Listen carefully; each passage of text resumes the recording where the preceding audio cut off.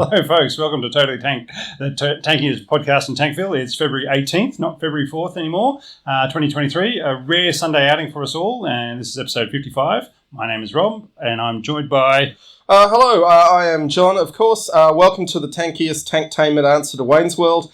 Although it should be noticed that our partners are much prettier than Tia Carrera and Heather Locklear. Damn straight. Absolutely. We know what's good for us. The tank today is the late war British cruiser, the A27M, the tank cruiser Mark 8, the Cromwell. Crommy, as also sometimes called. Okay, did not know that. All right, figuring out the strengths, and it did have some, and the weaknesses, which were extremely numerous, is going to take us on a deep and dangerous dive into the British mid-war industrial economy. And heck, the halftime show is going to be 20 minutes on the 17th century warlord who gave the tank its name, Oliver Cromwell.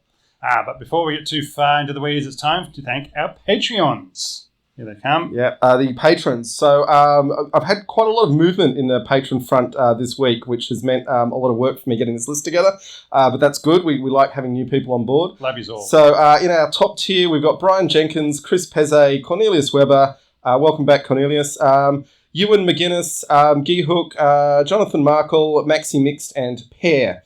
And then in the lower tier, we've got, the other tier. We've got Anton Gorbanov, Carter Heller, Chris Doyle, Dan Sapienza, David Mulvaney, Fartmaster Floaty Burb, Hans Wang, Henry Hammond, Jay Beckman Strauss, Jamie Stokes, Jimmy O, Major Mansfield, Scotch 12, Spencer Davis, Steve Matthews, and Vikram Murthy. So let's just take a moment to say hello to people. Who have we got there, Rob? We've got James Grantham, Jamie Stokes, Tasman 06, Alexander Vlad, and hello to all of you folks. Jamie's in South Australia, Tasman's I'm assuming up in Sydney, and it will be something British today, but right now we're drinking the grand old Australian VB for the beers. Now, of course, if you want an excellent Totally Tanked t-shirt, guaranteed to start conversations with terrifying people, head over to redbubble.com and search for Totally Tanked. Now, it's time to get into the tank. The Cromwell was in service from 1944 to 1955, but it kept going in various guises throughout until the 80s, in fact. None of them very good. Some of them were perfectly fine. Some of them were adequate, which is a word I had to edit out of the script because we used it too much. All right, they built over 4,000, 27 tonnes, or 28 tonnes, depending on how you measure your tonnes. Yeah. Long tonnes, short tonnes. Imperial, Mm-hmm. Grand Imperial. 20 foot, 20 feet, 10 inches long, 9.5 feet wide, 8 feet 2 inches high. So it's quite low for an Allied tank. Being low was pretty much its second selling point. So another saving grace for it. Yes. It had two selling points: speed and low profile. Yeah. Crew of 5 as normal: commander, gunner, loader, radio operator, driver, and hull gunner. Had 2.5 inches of armour on the front, or 64 millimetres, 76 millimetres on the turret front. And main armament was the quick-fire 75 Royal Ordnance 75 mil gun. A Franken bastard of a gun, which we'll get to. Oh, but, yeah, it'll be fun to talk about that one. 64 rounds, 2 7.92 base machine guns. Beezer. Saying it strine. Rolls-Royce V12 petrol engine, 600 horsepower. There we go. The Rolls-Royce Meteor, the famous one. Transmission, the Merritt Brown gearbox, 5 forward, 1 reverse gear, with rear driving sprockets, improved Christie suspension, and could carry 500 litres of fuel, or 110 imperial gallons, not just normal gallons, imperial gallons, plus another 140 litres on external tanks. So it go 170 miles on roads or 80 miles across country. Now, maximum speed, they say 40 miles an hour. That's with the governors on the magnetos. Yeah. They could go much faster than that, but the crew found it got a little bit hairy after when they started getting up to 50 miles an hour. And as we will get to, a lot of the design limitations meant that even though the engine could go faster, the rest of the tank couldn't. No, so we go 40 miles on road, 18 miles an hour cross country. And if you really want to know about the Cromwell, you probably cannot go past Cromwell Tank Vehicle History and Specification by David Flesher. Fletcher, MBE, from the Tank Museum. Him from the Tank Museum. Yeah. Okay, so just as a little bit of further housekeeping, obviously our primary audience is on the audio podcast, and everyone consuming our content that way, we appreciate you. We are also recording this as a live video feed, which does have some visual components. We will be putting the slideshows up on our social media in the next few days if you feel like you've missed something and you've listened to the audio feed. Other than that, though, welcome to the hardy crew who have stuck with us through a changed time and are watching us on the live feed. We've got, nearly 9 of them, Rob. Okay. Well, February is a busy month for us, and then you got COVID. Yeah, well, yes. No, having to reschedule was unfortunate, but here we are. Okay, now, folks, development of this tank, strap in because of all the messed up development programs which have stripped wealth from taxpayers to industrialists. This just might be the very worst. Even if you're not some radical lefty who thinks there might be a better way to spend money, you might object to soldiers being sent in the field with inadequate equipment to pay for some fat bastard to buy a bigger yacht. Although William Morris was not fat, so that's sort of unkind. But I bet he had some nice yachts. I bet he had some nice yachts, yep. So, as we've discussed in previous episodes, going into World War II, the British had a reasonably sensible policy towards tank engines, whereby anything with seriously high performance was prioritised to aircraft. To quote Field Marshal Montgomery, if we lose the war in the air, we lose the war and we lose it quickly. So that made some sense. And then you get things like the British Railways Act of 1927, which meant that they couldn't have trucks on the roads in Britain that could carry more than 5 tonnes because they didn't want to compete with the railroads, which meant that they just didn't have truck engines that they could put into tanks, or even, with the Russians, their tractor engines, although their train engines played a big part in that as well. Okay, but this meant that by the early war, British tanks had very low power engines, which made the design choices really easy in a way. They could either have very slow tanks with lots of armour or faster tanks with almost no armour, but they didn't have the available horsepower to do both. And then into this came the thinking about having your infantry tanks and your cruiser tanks and them having very different roles. And light tanks. Although the light tanks were withdrawn from service very quickly after the Dunkirk, the start of hostilities, yeah.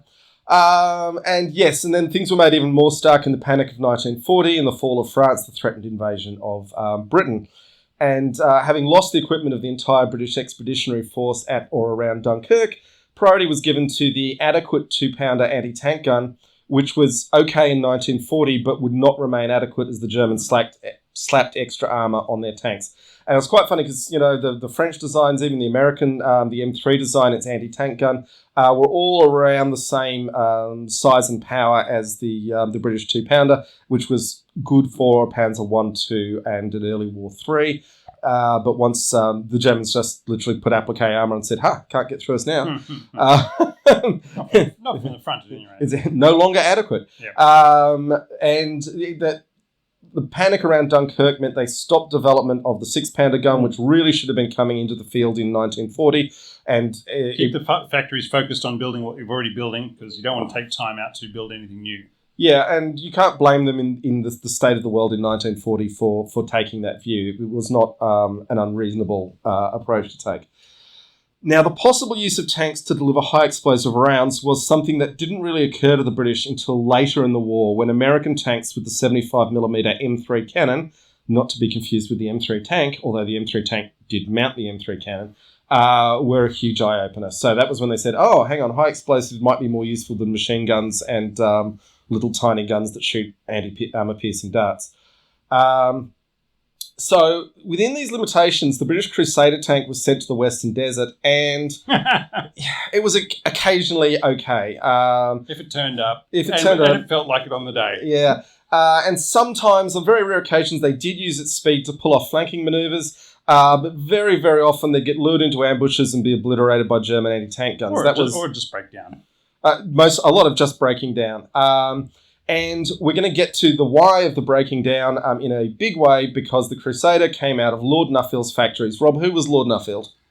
He was an industrialist who basically had a thumb on the War Department's building of things and said, this is the way you have to do things. Look, you might be familiar with the MG brand. It's currently put on Chinese-built cars. My mother has an MG hatchback.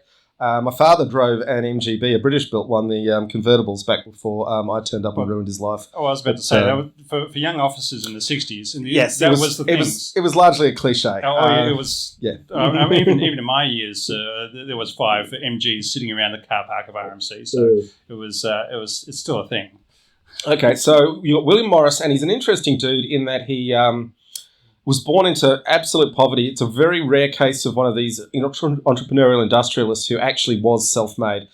His parents let him start a bike shop out of the back shed of the garden, and he built that into a huge car manufacturing empire. He has been described as the Elon Musk of his era, and I think there's... Wow, that's a good... okay. I like that. You can do a lot with that. Except Elon had the opal, the Emerald Mine. Yeah. Elon's nowhere near as self-made as Viscount Nuffield. Okay, so Crusader came out of his factories, featured riveted armour, prone to appalling spalling, Christie suspension, which was fine for the Crusader, the 40mm 2-pounder cannon, and the Nuffield-built Liberty V12 petrol engine. Now, the Liberty engine was a really great design when it was first built. When was that, Rob? 1917. It was an American engine. Design was very good as an aeroplane engine in 1917. So Liberty being the American version, the design of it. Yeah, and part of the issue was that a 1917 aircraft might go up in the air for 20 minutes and then it would get intensive maintenance and servicing, and it wasn't expected to just run for 1,000 kilometres the way even a tank engine in the 1940s was. Possibly the biggest problem with the Liberty engine was that it had no engine block. It just had piston sleeves bolted onto each other, which, yes, aero engines did continue to use in the radial engines, but for ground vehicle engines, that was not a perfect solution. Yeah, the ground being a lot more buffeting than going through the air. Yeah, and also just, an air mission being relatively short, and then it's guaranteed a service afterwards. Okay, so we've talked a bit about William Morris, and one of the big things William Morris did was fund Oswald Mosley's black shirts. So basically, he was the Henry Ford of England. There was a lot of Henry Ford as well. Anti-union, anti-Semitic, and big funder of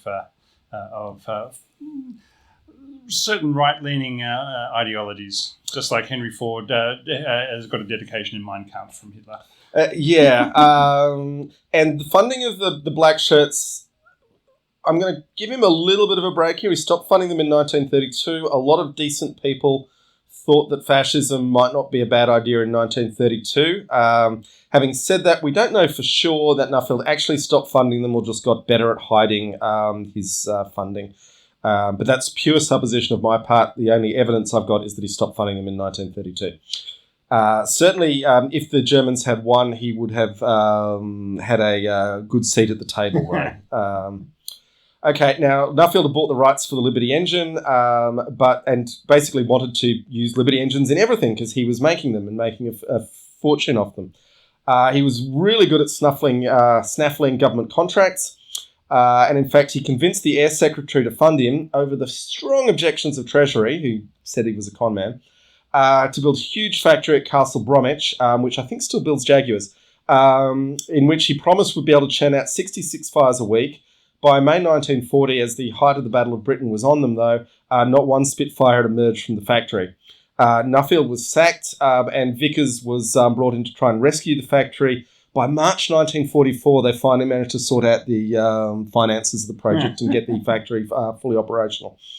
So it had a really bad influence that nearly cost them the Battle of Britain, and he was still making tanks worse. And the question that I don't know the answer to is this just what a profit-extracting industrialist does, or is it just indistinguishable from fascist collaboration?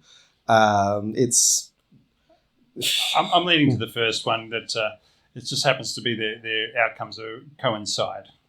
Okay, we'll move on from that, although there's a bit more evidence as we go on of other things. Funnily enough, even though he was making these Liberty Aero engines, Nuffield decided he didn't want to make plane engines because the Air Ministry insisted on scrutiny, and he complained that he didn't want, in his words, an army of chartered accountants looking over his books, which does make you wonder what else was in them books. And then pivoting to the greener fields of tanks, he proceeded to insert his Liberty engines into a great many god-awful cruiser tanks. Aside from its poor horsepower for its size and weight, the engine completely lacked an engine block and could and did vibrate itself to pieces under continued operation. Cromwell's development, and bear in mind it wouldn't enter service until mid-1944, began in 1940. Seeing the writing on the wall for Crusaders' continuing survival on the battlefield, the General Staff set out the specifications for a replacement tank using the planned 6-pounder gun, and it was expected to enter service in 1942. Oh, how we like to laugh and wave at deadlines as they pass us by. It's a Hugh Laurie quote, or Johnny Depp? Johnny Depp or Douglas Adams. One of the three. Sure. Or all three. All right. Nuffield submitted a modified Crusader design, which he certainly could build in large numbers, even if everyone wished he wouldn't. Vauxhall also submitted a scaled-down version of the Churchill, another tank no one would ever want. Nuffield's A24 design was declared the winner in January 1941, with 6 prototypes ordered for early 1942. These arrived 4 months late and were obviously rubbish. Eventually, 500 of these were built as the Cavalier, but it was clear something better was needed. Meanwhile, from 1940, the hero of British World War II tanks, W.A. Robotham, had been working on the Rolls-Royce Meteor engine for tanks. And we've covered this in the Centurion episode, but it bears repeating by taking Rolls-Royce Merlin aircraft engines, the beasts that powered Spitfires and Lancasters, and Hawk Hurricanes and Mosquitoes, but using parts that had failed aviation quality standards and often ones that had crashed into the countryside and been dug out of the wreckage, they were able to build a high-power engine that didn't eat into aircraft production. Look, I just want to say, yes, there was a very funny joke by Tasman about John's COVID and drinking Corona, but we're not drinking Corona today. You will find out which British beer we're having. We might have had it before. I can't remember, but we're definitely having a British beer. The Vauxhall Terrible World of Tanks Tier 5 Premium Tank. Now, I haven't seen that one, but we will be getting into some Tier 5 Premium British tanks from World of Tanks today. That we will be covering off on those. And for those who ever wondered what the baby of a Cromwell and a Churchill would look like, we will definitely address that, because these are important questions that people want to know the answers to. So, and for those of you who do know, feel free to call it out. Surprisingly good tank in World of Tanks for that one. Anyway, back to you, John. Back to me, yeah. So on 6th of April 1941, a Crusader tank with a Meteor engine attempted time trials at Aldershot. And we say attempted because the timing mechanism that they were using couldn't handle the speed the tank was generating. It was estimated to be hitting 80 kilometres an hour. So pretty fast for a tank. Yeah, so they'd effectively doubled the power output of Nuffield's Liberty engines for around the same size and weight. Lord Nuffield, Viscount Nuffield, was offered the option to build Meteor engine tanks, but his business interest was in selling his own engines into his tanks and not in building someone else's engine, so he declined on that. All right. So, talking about Lord Nuffield, I was speaking with my father about it, who's turning 88 tomorrow. And as a point of interest, he told me a story about driving a Nuffield tractor as a lad working on his uncle's farm. The tractor pulled well, but kept on breaking down. And when his uncle Walter inquired about what to do with his Nuffield tractor, the general consensus around the town was to drive the tractor into a dam 3 times, but only to pull it out twice. So that's what you get from a Nuffield tractor. Yeah. So by mid-1941, the tank board, which was concerned about heat issues with Meteor engines, and I guarantee you Lord Nuffield was telling everyone that these new engines were going to generate too much heat. And people who do restore Cromwell tanks say that the cooling system was quite innovative for the time. Anyway, they split the program into 3 parts to try and make sure that something would succeed. So the A24 Cromwell, which later became known as the Cavalier. Sorry, Cromwell 1. Sorry, Cromwell 1, yeah. Yep. I've edited these for you. Yeah, sure, okay. Anyway, A24 Cromwell 1, although once they go into production, these Cromwell mark numbers all disappear. It's a mess, the naming standards. Yeah. So Liberty engine and Wilson steering was one of the options. The A27L Cromwell 2 Centaur was the Cromwell hull built with the Liberty engine to be built by English Electric, later Leyland. Now, everything that was wrong with the actual Battle Cromwell as it entered service was largely because it was also meant to be able to be run with a shitty, excuse my language, Liberty engine. So a lot of the failings and limitations of the actual Cromwell were because the Centaur variant was kept alive far too late in its development process. And then finally, we had the A27M Cromwell 3, which retained the Cromwell name and was Meteor-engined, but could be fitted with a Liberty engine if you wanted to go back to making bad British tanks. So A27M for M for Meteor. Ah, yep, okay. Although the other one was L for, maybe Liberty. Oh, that's lucky those two letters are side by side in the alphabet, isn't it? Okay, so... But Nuffield to specify that the A27M should be built so that they could, if these horrible Meteor engines didn't work, they could put a reliable Liberty engine back in there. Yeah, and it should be noted that for this penalty that Cromwell would suffer throughout its service career, Centaur was never approved for service by the British Army. It was used by the Royal Marines in D-Day, but it was never approved by the British Army for use. So it dragged the whole project back into the Dark Ages for no real benefit, except Viscount Nuffield made a lot of money. Now, Cromwell and Centaur were designed to use the Merritt-Brown triple differential transmission, which allowed a driver to control direction through controlling the engine output power to the tracks, which no one had succeeded in doing really up until this point. You know, like the Germans were still having to have two different gearboxes per engine to try and get differential steering. And Merritt-Brown also allowed for neutral steering, which is where you the tank stays in the one spot, one track goes forwards, one goes backward, and the tank pivots on the spot, which is quite a handy thing to be able to do with your tanks in crowded environments and on the battlefield. So Merritt-Brown, excellent transmission, would be used for decades by British tanks. Meteor engine, excellent engine. Now, even in 1942, people like W.A. Robotham knew that the tank they wanted to build was going to be Meteor-engined and 17-pounder armed. And they knew that in 1942. They were designing the tank for service in 44. They could not get it all together, and it's really disappointing. The other thing worth really noting is that all of the failings we're going to discuss with Cromwell were fixed in Comet. Excellent tank. Didn't actually make it into the field in time to make a difference. And that's a real tragedy because the tank that ended service in June 1944 should have at least been Comet and probably could have been Centurion if people hadn't made bad decisions. Yeah. And greetings to Sean from Canada. Hey, Sean. Thanks for joining us. Okay, the first Cromwell prototypes made of mild steel, and I believe this is where that legend comes from, of the ones that got lit up with anti-aircraft and had all the 20 mil autocannons. Yeah, okay. But yes. Anyway, they would say, maybe it was a training version. I don't think it was a training version. I think it was these prototypes, which were noted in the documentation as made of mild steel, were delivered in March 1942, months before the A24 and the A27L designs reached production. So Cromwell was ready to go basically in March 1942, but again was being held up by these Nuffield designs in the development process. Really disappointing and upsetting, really. At this point, questions were being asked about just how many Meteor engines could be produced. Rolls-Royce weren't making enough Merlins, let alone Meteors, and at the same time the jet engine program was sitting with Rover, and they couldn't make the required precision parts, and that was putting demand back on Rolls-Royce because they could. And it's worth noting, Rolls-Royce have always been an aviation company first and foremost. They made cars because they were looking at the cars of the day, which were incredibly noisy, and gentlemanly folk did not want to be in such contraptions, and said, with our precision engineering, we can make a quiet car. That's how they got into luxury car making, but aviation was always their first calling. Now, a meeting took place in the Swan and Royal pub in Clitheroe, and I hope they've got a plaque up for this, because Rover gave up jet engines to Rolls-Royce in a deal they made in the pub in exchange for the rights to build Meteor engines. So Rover said, okay, we can make petrol engines. That's what we're going to do. And Rolls-Royce, you can have the whole of the jet engine project.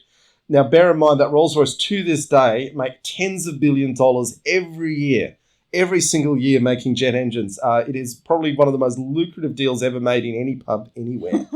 And, Rover, I don't even know if they're still making cars. I hope they're not, because they were terrible when they did. Finally, in January 1943, production of Cromwell began.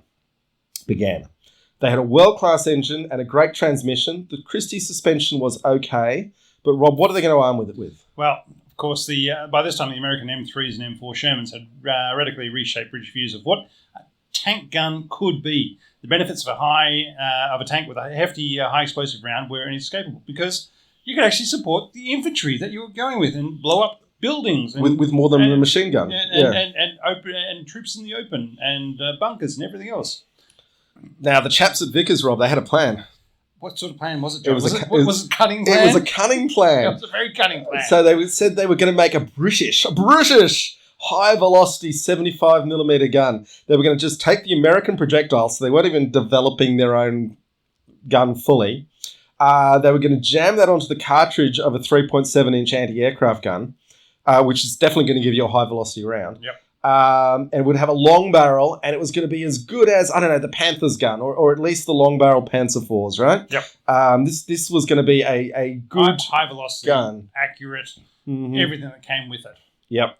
Still a capable high explosive round, but able a really good armor piercing round. This gun was going to be great.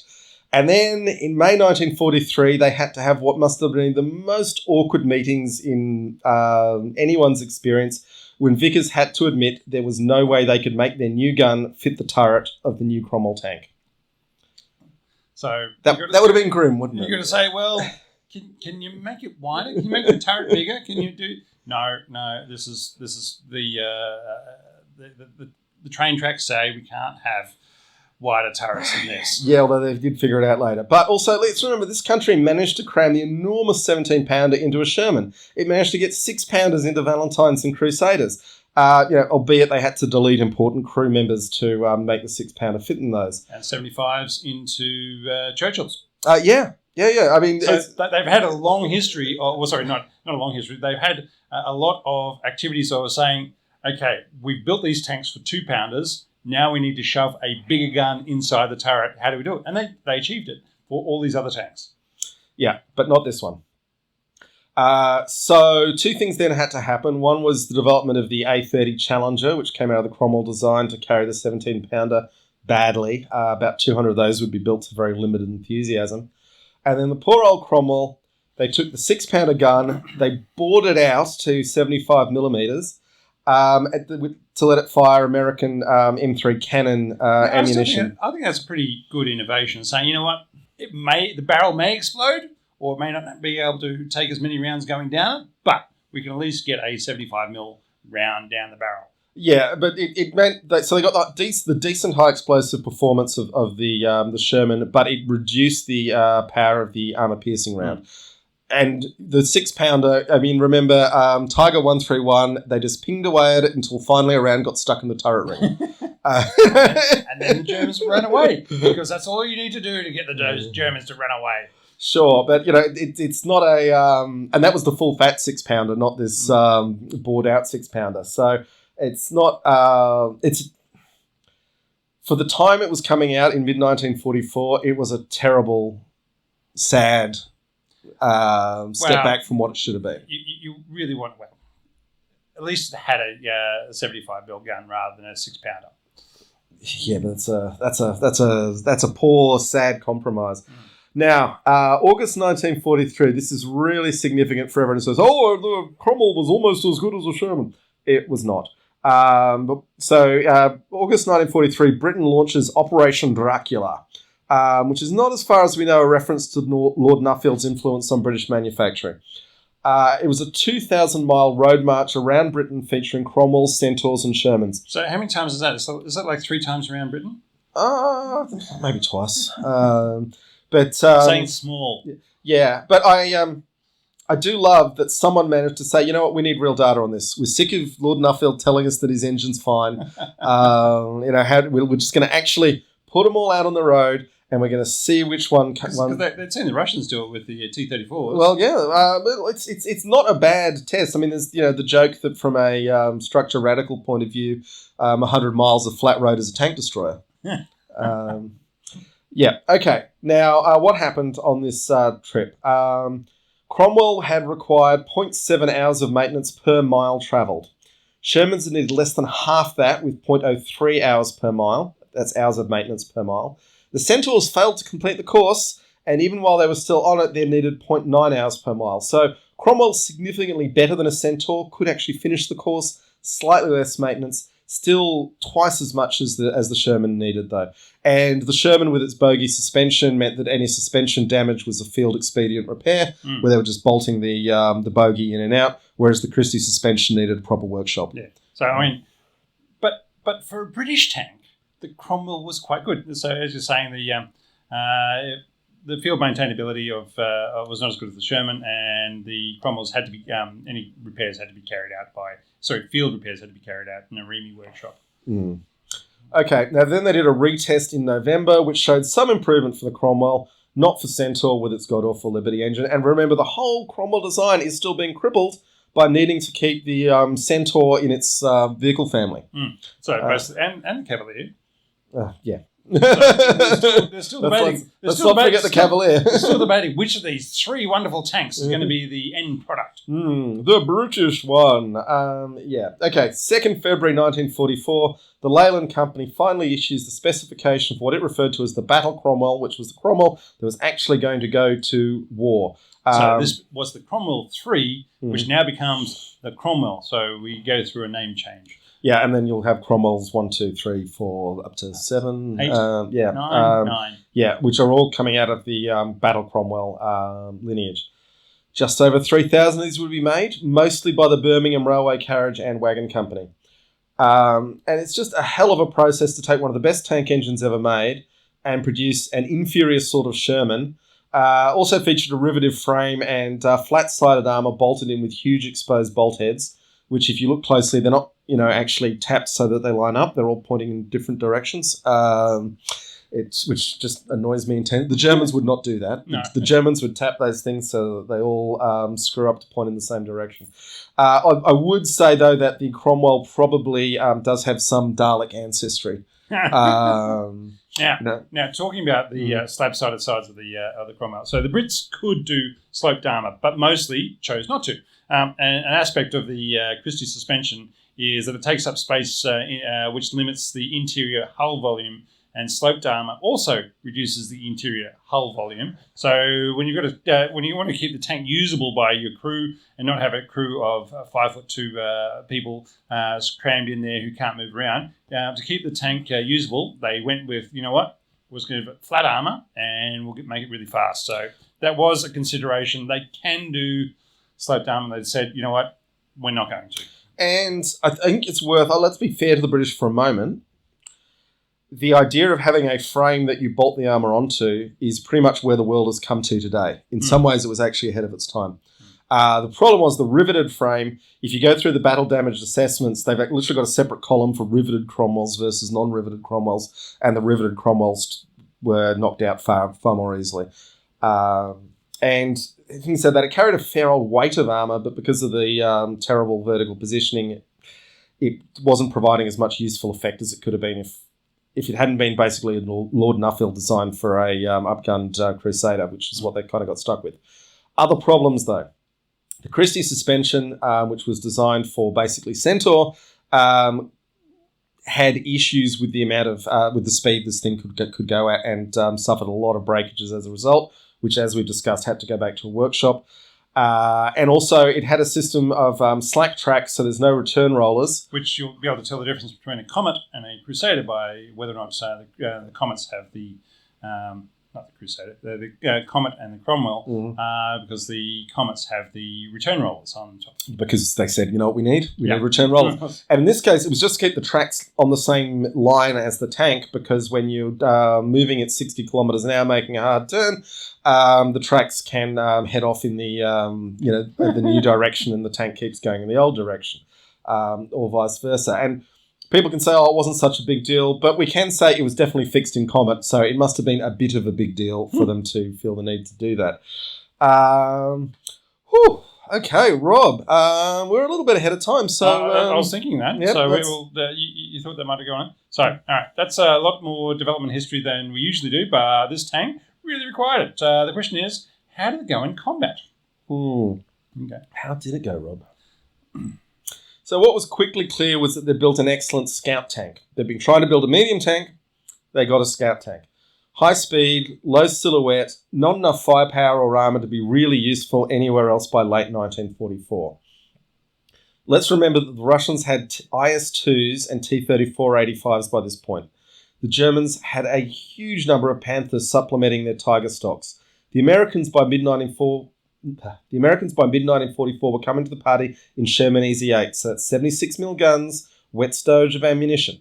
Extra armour. Yeah, it's been said, as if it's some sort of excuse, that Cromwell would have been a great tank in 1942, but we can't help noticing it was not in service in 1942, and a huge amount of improvement had happened in the world tank stocks in those 2 years. In particular, if you're looking for what was the good gear, the Guards Armoured Division. Now, for those watching on the video feed, I've got their divisional flag. It looks a lot like the Eye of Sauron. Certainly does. Yeah. They kept the Sherman for their armoured units. So if the Guards are using Sherman, that's the best tank the British have got. Now, for fairness, I will note that the Welsh Guards in the Guards Armoured Division did use Cromwells for their reconnaissance units. The only division to be equipped mostly with Cromwells was the 7th Armoured Division, the legendary Desert Rats of North Africa fame. So, Rob, how did the 7th Armoured perform with their Cromwells in Normandy? Well, they landed on Gold Beach on 7th of June, so D-Day +1. They were heavily involved in the Battle of Caen, where they were mauled by the 101st Heavy SS Panzer Battalion at Villers-Bocage, but recovered to take part in Operation Spring and Bluecoat, trapping a German army in the Falaise Gap and advancing to the Rhine. They went okay, then...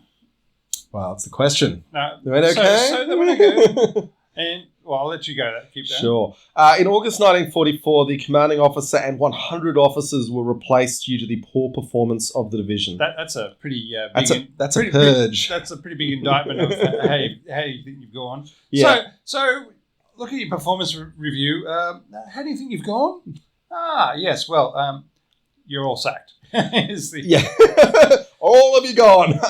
So Major General Gerard Lloyd Verney couldn't improve the performance of the division and was in turn replaced in November 44 by Major General Lyne because, and this is a quote, I'm not sure where, he was unable to cure the division's bad habits well enough to satisfy Montgomery and Dempsey. Lloyd Verney did go on the record to describe the division's problems, though, and this is a real corker of a quote. There is no doubt that familiarity with war does not make one more courageous. One becomes cunning, and from cunning to cowardice is but a short step. Oh, that's a pretty damning bloody quote, isn't it? Yeah. Now, while the huge problems in the division were beyond the scope of any one tank, it has to be considered that they were hardly going to be improved by giving crews an under-armoured, under-gunned tank which could withdraw from combat at great speed. Is that why the Churchills did so well? They couldn't withdraw. Once they were there, they were there.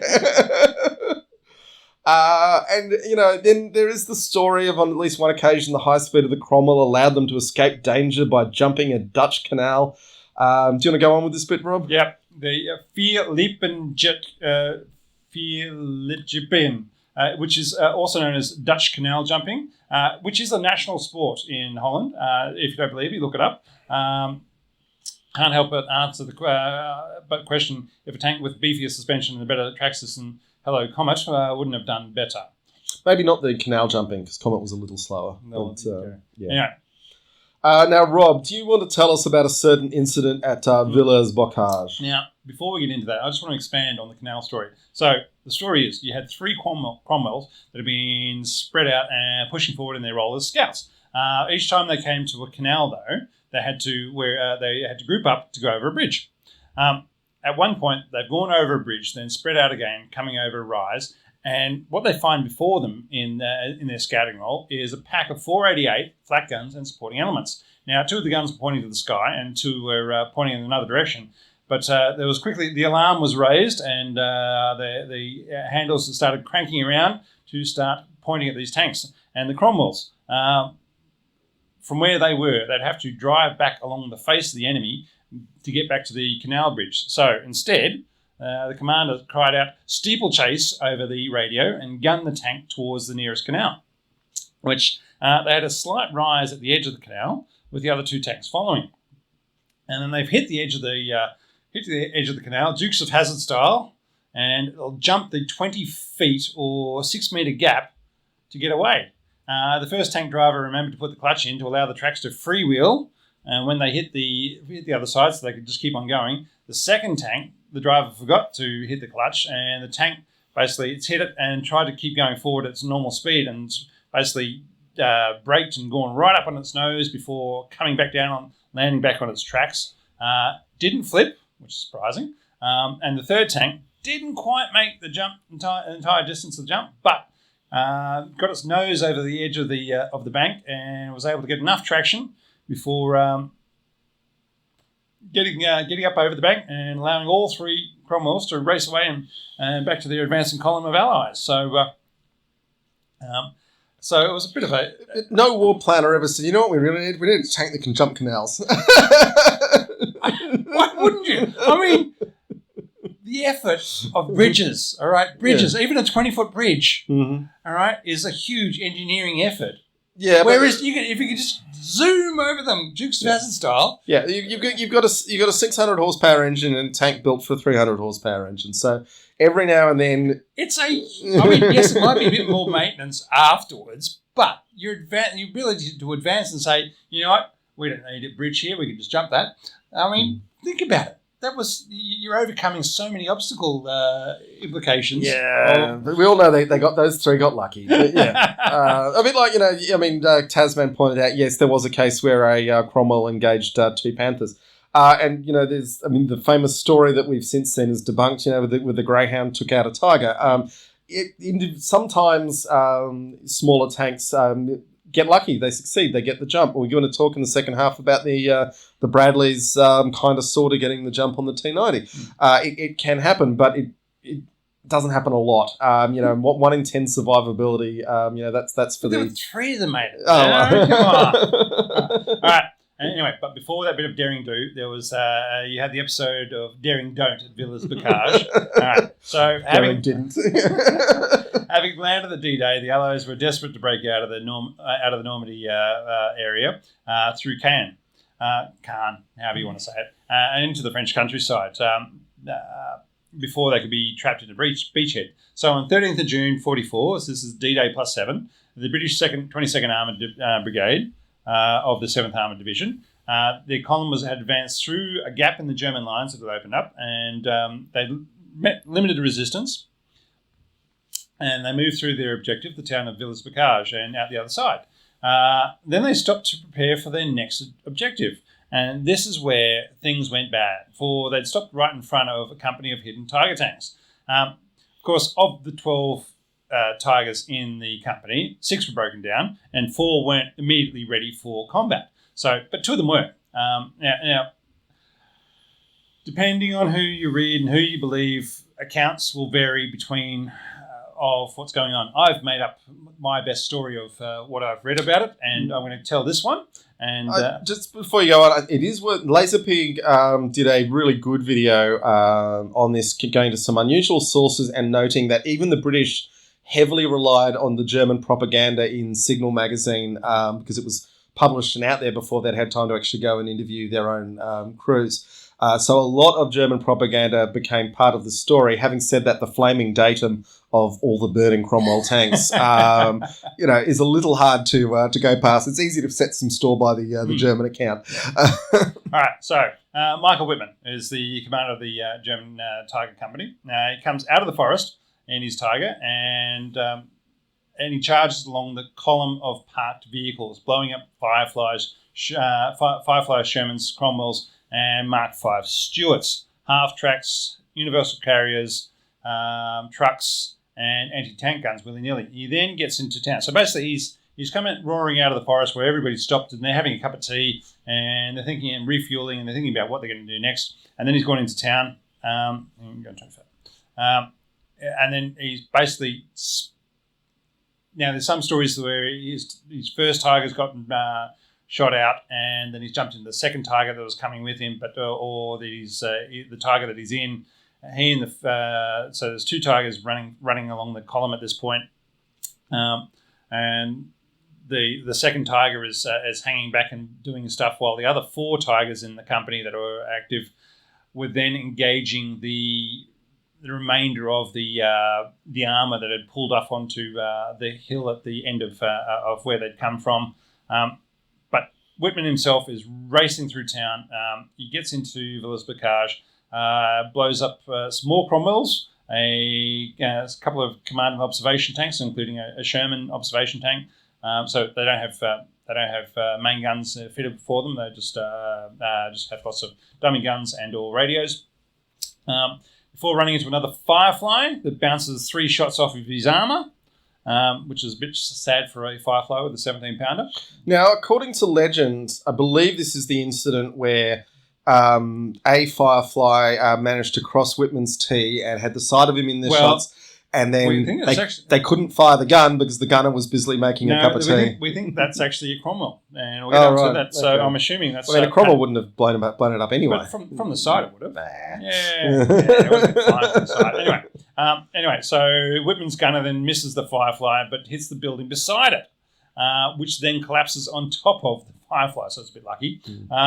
Successful mission kill. He then turns around to go back out. However, this is when he comes across a Cromwell commanded by Pat Dias, who had hidden as Whitman had gone past the first time and he hadn't fired on him because his gunner wasn't in the tank. And at this point, his gunner's jumped back in the tank and was thinking they were sneaking up behind this Tiger, but they've out of the smoke and the fog and the burning buildings and everything, burning tanks all around the place.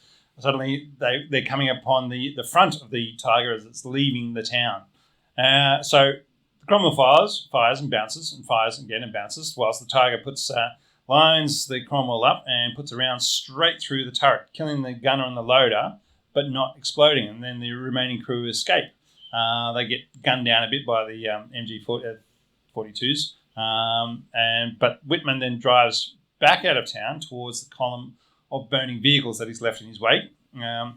That's when his Tiger gets tracked by an anti-tank gun crew that was recovered by its crew, and basically lined it up, waited, and said, you know what, we're not going to take out the tank, but we're going to knock off its tracks and leave it stranded there. So they've done that. Whitman, inside his Tiger, then spends a further 20 minutes just going blat, blat, blat, blat, blat. Almost like the movie Fury. Yeah. Blowing up the countryside from their immobilised tank before they abandoned the Tiger and run 7Ks through the woods on foot back to rejoin the rest of their battalion. I have felt it's always worth noting that Whitman did have to walk back to base. But when he got back there, he then jumped into another tank, which Panzer IV probably. But it was only days before a Firefly finally got him after this. No, it was 2 months. It was taken out in August by another Firefly. That's days. But yeah. Anyway, he's then jumped back into another tank, probably a Panzer IV, and carried on the attack against the remainder of the Allied forces. All told, in the battle, and just remember, it wasn't just him. There were another 4 Tigers, one Tiger that went with him and broke down. Another 4 Tigers were then taking on a lagered up. When I say lagered up, but basically the stationary company of Allied tanks sitting at the forming up point. So all told, there were 20 Cromwells destroyed, 4 Fireflies, plenty of Shermans, a number of Shermans, lots and lots of half-tracks, universal carriers, trucks, and everything else. And at the end of the day, the Allies pulled out of Villers-Bocage and said, you know what, bugger this for a game of horses, and they levelled it from the air the next day. So the exact times, numbers, and events vary depending on which propaganda you want to read into, but it was pretty bad for the Allies. That does go back to the caution you have to approach unit diaries, and I know people who are like, I've got the unit diary and I've read it, so I know what happened. And the reality is that unit diaries are written by people who have just come through an enormously traumatic experience, which was extremely confusing, and they haven't had time, and it's not their job, to go and try and create a coherent narrative because it's their job to just write down what they recall happening. A couple of years ago, I had a incident that I had to call the police where a crazy person was having a go at me. And your dog. Yeah, and my dogs. But But the thing that I found really interesting is as I was waiting for the police to arrive, as some just random people in the neighbourhood had hidden me in their house from this crazy dude, I was trying to write a contemporaneous notes of what had happened and when it had happened. And even for something that wasn't this traumatic by a country mile, there were times when I was like, these two things kind of happen in this order, but that's the order I remember them. So unit diaries, very valuable records, but must be taken with a grain of salt, and this is a real insight into it. Yeah, and it really was, I mean, because they levelled everything from air the next day, there wasn't a case of anybody wandering through and saying, okay, this is what happened here. It was a case of, yep, that was all been blown up. However, Villas Bocage exemplifies two things. Time spent in reconnaissance is rarely wasted, and always secure your forming up point because that's when you're most vulnerable. And I think that's pretty well shown there. True. Now, we've got a few people saying Gunner was asleep. Yeah, no, maybe not. Command tracks type deal. Ooh. There are conversations going on between Stooker Thunder and Medi and Tasman and all. It's okay. They're taking care of themselves. Good they're all good. All right.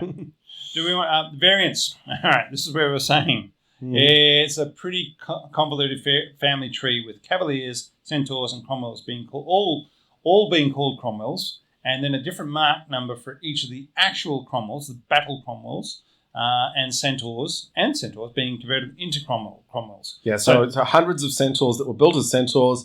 They then said, you know what, stuff it, chuck the proper engine in it. And they became Cromwells rather than just Cromwell Centaurs. Yeah.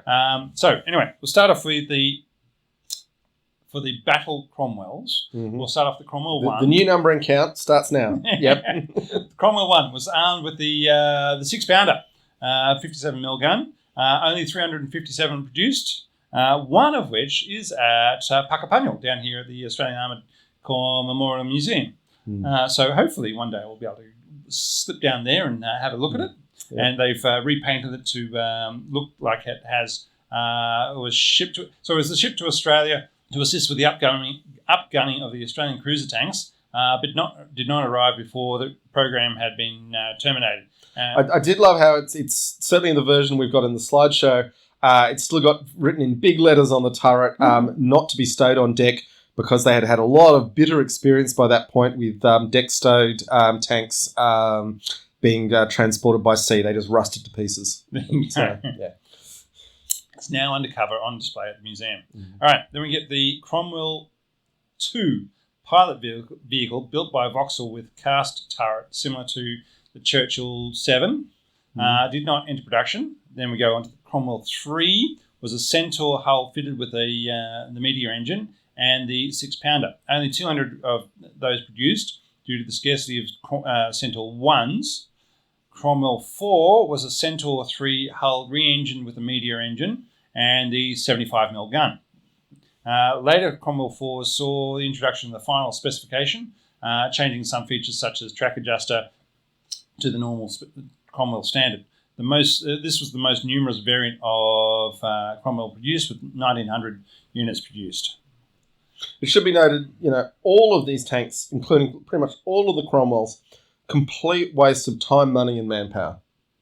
At least the final battle Cromwells were moderately useful, but not enormously so compared to the Shermans that were available in much greater numbers. But all of these Centaurs and all the crap tanks Nuffield built, very limited supplies of armour plate, very limited supplies even of the ball bearings to go into the crappy Liberty engines. And the humans to actually build them all could have been building more worthwhile things than they were put to use for. It's British people, instead of making excuses for Cromwell, should be asking some really hard questions about just how much was wasted at the crucial moment of national crisis. That's a good question to ask. All right, Cromwell 5 was built with the 75mm gun. Cromwell 6 was armed with the 95mm howitzer, which was also the weapon the Centaurs that saw service used. Yep. So basically the engineering or close support type variant. So 341 of those were built. The Cromwell 7 was the upgrade to the previous Cromwells 4, 5, and 6. and armed with, so basically where they took the 6-pounder and they made them the 75mm guns. Some hulls were upgraded with features from later hull types, wider tracks and upgraded suspension. These were introduced very late in the war and did not see much in the way of combat. 1,500 of those were produced. However, some of them did see combat in the Korean War. Yeah. we'll get to that, but boy, it wasn't pretty. And some were later converted to the FV4-101 tank medium gun. Cromwell 8s, which was the Cromwell 6 reworked with the same upgrade as Cromwell 7, but retaining the 95mm close support gun. Then we get into the Centaurs. Oh, into the Centaurs, thank God. The Centaur 1 was armed with the 6-pounder. It was used only for training. 1,000 of those were produced. 1,000? 1,000? At least it was armed with the 6-pounder. All right, there's a lot of training to be done. Throwing 1,000 Covenanters as well, though. I mean, it's just astonishing how many bad tanks they wasted, And the armor plate was really valuable on these things. Limited, really constrained resource. All right, Centaur 2, which was the Mark 1 with wider tracks and no hull machine gun. That was experimental only. And you had the Centaur 3, which was the Centaur armed with the 75mm gun. That's the bored-out 6-pounder. Yep. Yeah. In 1943, most Centaur 1s were converted to the Centaur 3s, but a few remained as Centaur 1s, and they had 233 of those produced.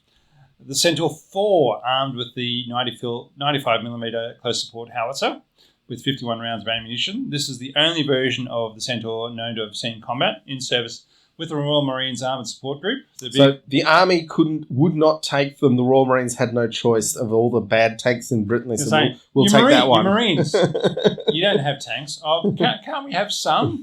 Well, here you go. Nobody else wants these ones, so you get these ones. Yeah. Fitted with wading gear, and one has to suspect someone had the view that if they were lost, it wasn't the greatest problem. Yeah. All right, and trunking waterproofed the engine, inlets and covers, and they were covers were fitted to the guns. So 114 of those were produced. Centaur bulldozer, Centaur tank. The only useful Centaurs. A Centaur tank with the turret removed and installed with a simple winch-operated bulldozer blade used as an armoured obstacle clearing vehicle. Issued to the 79th Armoured Division in Belgium during the latter part of 44. So that's the Hobart Funnies, folks. The Cromwell Command tank. The main gun was removed and given more radios. These were used by brigade and divisional headquarters.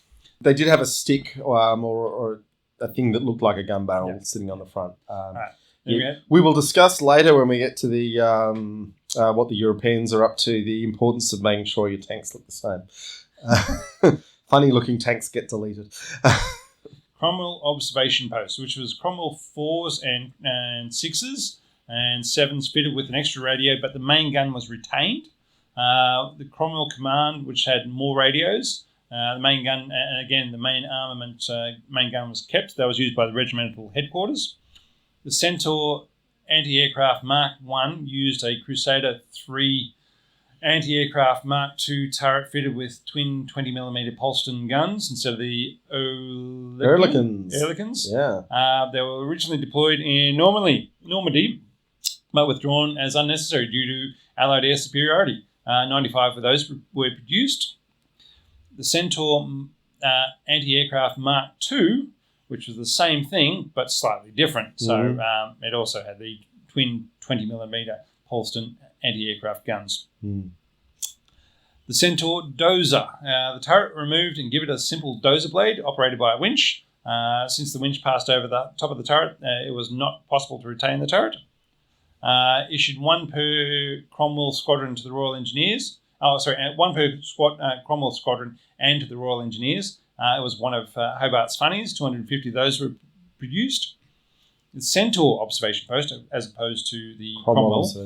A Centaur with a dummy main gun and extra radio communications. A Centaur Kangaroo, which is the Centaur with the turret removed to make space for passengers. Very few of those were produced. Those passengers would have to think they're not the highest priority passengers on the battlefield either. All right. Centaur armoured recovery vehicle. A Centaur with the turret removed and replaced with a winch. Fitted with winch fitted instead and an optional A-frame. So you can use that as a crane. Yep. Yeah. Okay, now we're getting to post-war. A number of the Cromwells were upgraded to meet the new Cold War threats. This is where you get the FV4101 Charioteer, which is the Cromwell hull with a quick-fire 20-pounder gun. Which is a big gun. That's a big gun to fit onto a Cromwell hull. Charioteer is one of the most ungainly, weird-looking vehicles in Bovington. Yeah. And a tall turret designed in the 50s to give fire support. 200 of those were produced. Designs based upon the Cromwell. The A30 Challenger, a lengthened Cromwell chassis with widened superstructure to mount the 17-pounder gun in a new turret. The A30 Avenger, a 17-pounder version of the Challenger using a lighter, more open-topped turret in a gun carrier role. So tank destroyer. Really. Yeah, that could have been useful if it was deployed correctly. But yeah. The Comet. The Comet. The A34, a tank based on lessons learned from the Cromwell design and development, incorporating a large turret ring, enabling this tank to utilise the latest gun available. Now, that Vickers high velocity 75 we talked about saw life in the Comet. They ended up going with a 77mm, saying, "Oh, why are we trying to use the American projectiles?" Well, it was the same. It was the same size. It was just they had to call it the 77 because otherwise they'd get the wrong ammunition. No, I think it was a bigger projectile. Yeah. Oh yeah, it was a bigger projectile. But if it was still a 76mm. It was a 76mm. They called it 77, so it didn't get the wrong ones. Yeah, so they didn't. Yeah, so they yeah. And who's measuring out that last millimeter? Anyway, all right, so every millimeter counts, from. And the Comet. Tanks reflects much of what was intended for from the Cromwell. And lastly, everybody's favourite, the Excelsior. The Excelsior. Let me say that again. Excelsior! Have you ever wondered what would happen if a Cromwell and a Churchill had a baby? Well, wondered no longer. From this glorious pairing, you get the A33 Excelsior. A31 was a Cromwell with more armour, and A32 was a more thorough redesign of the A27, with stronger suspension and armour equivalent to a Churchill. English Electric built 2 prototypes of a Cromwell tank hull. The first with the suspension and T1 track of the M6 tank in 1943, but with a 6-pounder gun. The second was built with the widened Cromwell tracks and suspension by LMS and different armoured skirts. The design included extra armour and an ordnance quick-fire 75mm gun. When the problems of the early Churchill models were worked out, the A33 was no longer required and the project was dropped. However, in world of tanks, the Excelsior is still a fun Tier 5 premium British heavy tank that is available. And remarkably quick at 40 kilometres an hour, with a huge amount of armour on the front and rear hulls, 114 millimetres or 4.5 inches, but incredibly thin armour on the sides, only 30 millimetres. So as long as you have... Got to keep it pointing in the right direction. So as long as you have the front or rear, because it had 114 millimetres on the rear as well. That seems wasted weight. Maybe it balanced it out. I mean, the Germans are chucking lumps of concrete in the back of their tanks to balance them. So why not have armour plate instead of a lump of concrete?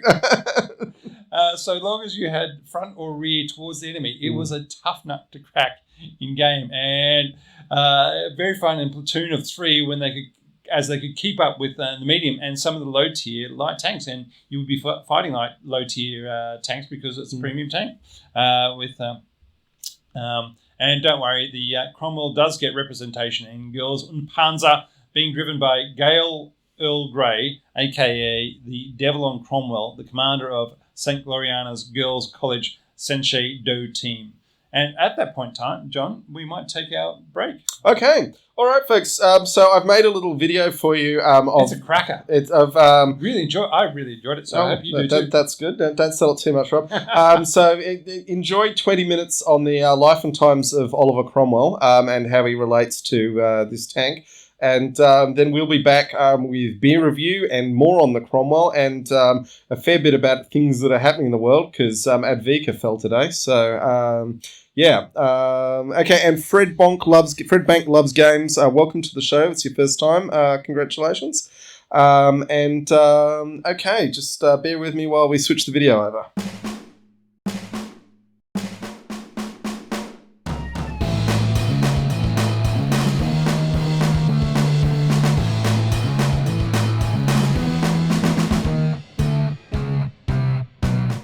This segment is mostly in the show so that Rob and I have time to run up 2 flights of stairs from the basement to the toilets to offload the beer we've drunk in the preceding hour. But this month I wanted to take the time to try and explain the history and legacy of Oliver Cromwell, the man this episode's tank was named after. We will close with the words of Churchill, so let's begin with them. On proposing in 1912 to name one of what would become the Queen Elizabeth-class super dreadnoughts HMS Cromwell, he wrote to the palace, "It seems right that we should give to a battleship a name that never failed to make the enemies of England tremble." King George V was, quite rightly it should be noted, concerned that a ship of that name would cause riots in Irish ports, and perhaps was also unimpressed with having a ship in his navy named after the killer of his ancestor. Incidentally, that ship eventually took the name HMS Valiant and would indeed make the enemies of England tremble through both world wars. Cromwell's reputation gets a tough run, to the extent he is thought of at all, because he has scant constituency in our modern world. To monarchists and traditionalists, he remains a boogeyman, the monster who banned Christmas and murdered a monarch. To the modern progressive, he is a genocidal monster and religious nutcase who ordered the Catholic Irish to go to hell or to Connaught, that is, to die quickly or to die slowly of starvation and exposure.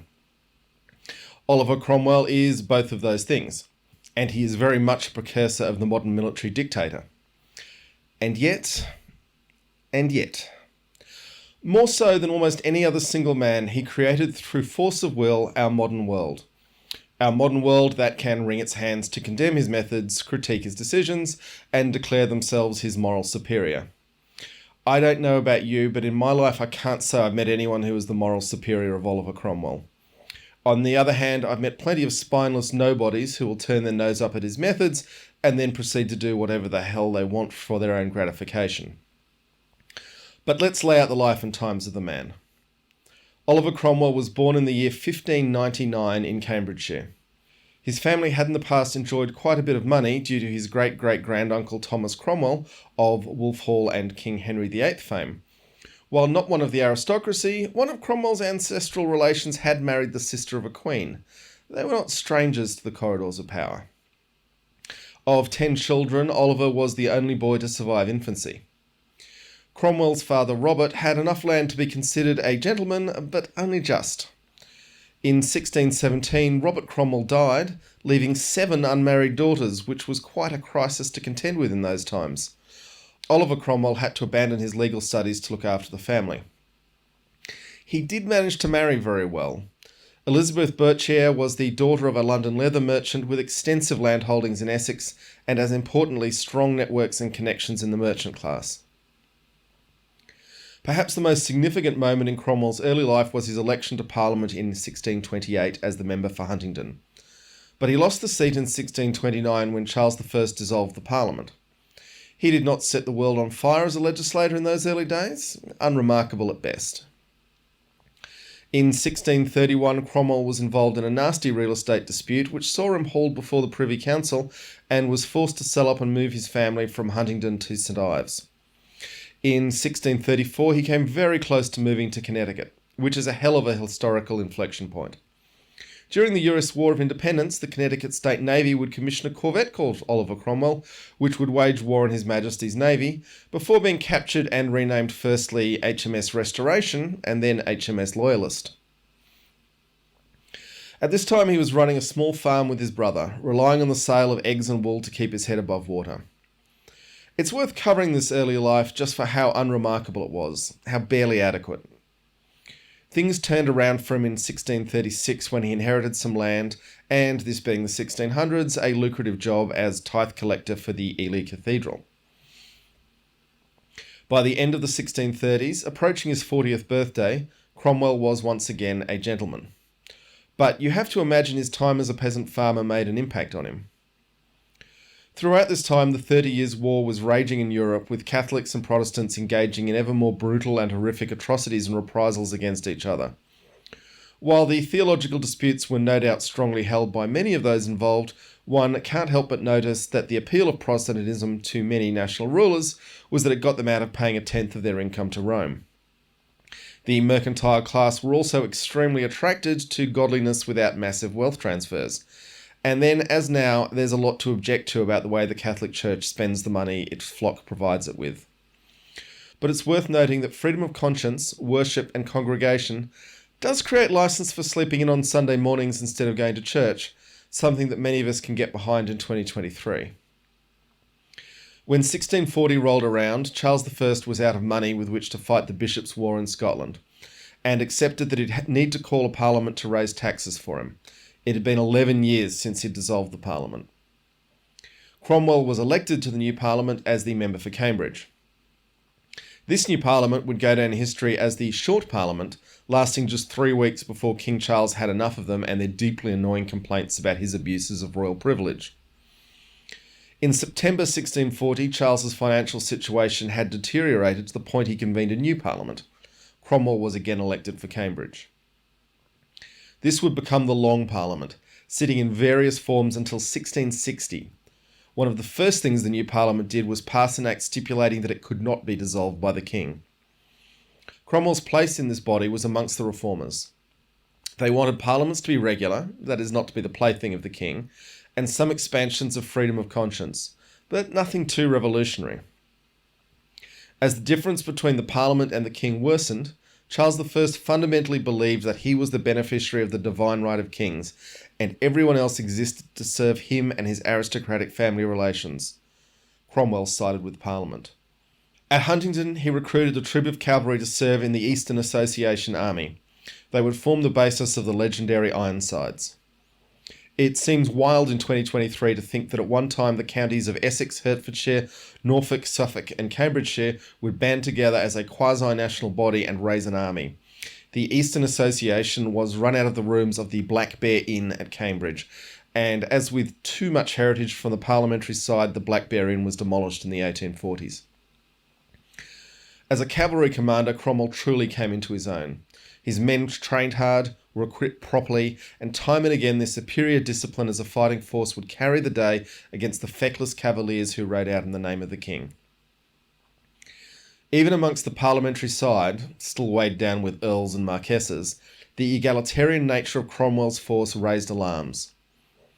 The Earl of Manchester, in charge of the Eastern Association Army, accused Cromwell of recruiting men of low birth as officers. The reply he received was for the ages. If you choose godly, honest men to be captains of horse, honest men will follow them. I would rather have a plain, russet-coated captain who knows what he fights for and loves what he knows than that which you call a gentleman and is nothing else. Now, Cromwell was no Maoist, but these sort of egalitarian ideals saw talented men of low birth flock to his banner. This would create a lot of trouble for him later. In an era where the aristocracy genuinely believed they were superior by nature of their bloodlines, it must have been a glorious thing to see the troops of ordinary men crush their social superiors in battle after battle, riding hard, knee to knee, and winning with their general leading from the front. By 1645, the cost of supplying this army had grown beyond the capacity of the counties of the Eastern Association. Fortunately, they'd seized control of so much of the country that a more sustainable body could be created. The new model army, with Oliver Cromwell as Lieutenant General of the Horse, rode out. Just quickly, the term new model army is relatively modern. They were more of an army of the new model in their time. The members of the House of Lords were purged from the army. Cromwell was allowed to serve as a general despite being a member of Parliament through a series of temporary commissions. Sir Samuel Luke wrote the army was the bravest for bodies of men, horse and arms, so far as the common soldiers as ever I saw in my life. But he was disturbed that he couldn't tell the officers from the enlisted men. The new model army was an immediate success, obliterating royalist forces at the battles of Naseby and Langport. Charles I surrendered on 5 May 1646, ending the First English Civil War. Wait, you say the first? We'll get back to that. Parliament at this point still had a lot of members who thought the king would have learned his lesson by now, that they could bring in some minimal reforms and everything would go back to the way it had been. They had not bothered to consult the men who had actually done the fighting for them, nor one Cromwell, Oliver. When Parliament failed to deliver the army's pay, things became critical. A lowly cornet, George Joyce, kidnapped the king from Parliament's custody and delivered him to Cromwell's army. which began its own separate negotiations. This led to a heads of proposals, which could have formed the basis of a peace. It limited the power of executive government, defined the sittings of Parliament, and made the church non-compulsory. To further complicate matters, sections of the army, who became known as the Levellers, had some wildly radical ideas about full political equality for all men. The autumn of 1647 was filled with acrimonious debates about just how much equality and freedom was a good idea. These became known as the Putney debates. Two of England's best punk folk bands, the Levellers and New Model Army, carry on the leftist traditions of these men. In 1648, Charles I and his followers sensed an opportunity in this division, which I am grossly oversimplifying, and cut a deal with the Scots. So began the Second English Civil War, with royalist uprisings throughout England and a Scottish army invading. Once again, royalists were slaughtered in large numbers by Cromwell's men. At Preston, 2,000 royalists were killed and 9,000 captured for the loss of less than 100 of the New Model Army. Now, this all had a strong effect on Cromwell. As a thoughtful man who'd known hard times, he looked at his continued survival and continued success as proof that he must have been chosen by God, or at least he was being rewarded by God. And when you look at it, this is not an unreasonable position, and at least is more humble than thinking it was because he was inherently special. In December 1648, the army purged the parliament of MPs they didn't approve of.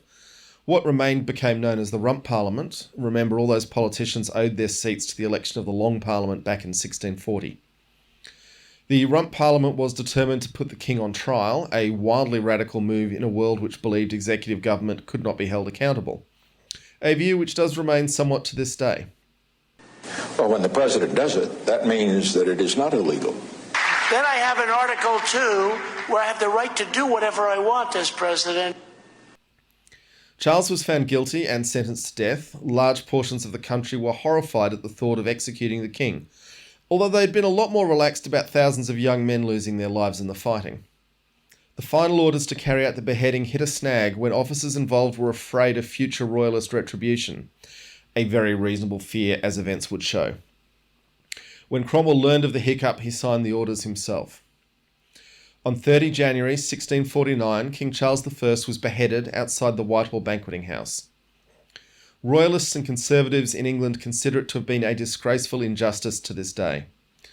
For Cromwell, it was a simple act of doing what was necessary to bring peace. A republic was established as the Commonwealth of England in 1649. It then faced a problem that the Royalists were regrouping in Ireland. To Cromwell, with the 30 Years' War just having wound up in Europe, a threat of Royalist Catholics was no laughing matter. It is noteworthy that a commander famous for the discipline of his troops and the lack of rape and pillage in their operations in England unleashed something very different in his Irish campaign. It is, though, trite to blame troubled Anglo-Irish relations on Cromwell, particularly as 4 centuries of English bastardry following had nothing to do with him. But it's certainly a popular narrative even today.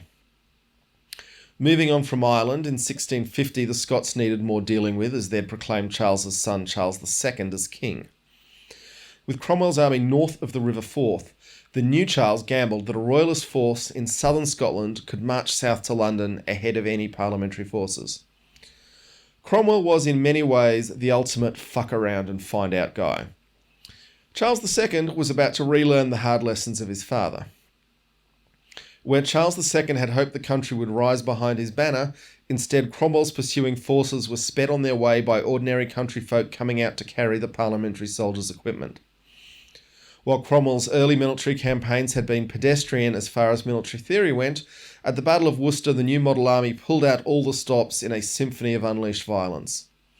Charles II ran for his life, leaving 3,000 of his men dead and 10,000 captured. The parliamentary forces lost just 700 dead in the battle.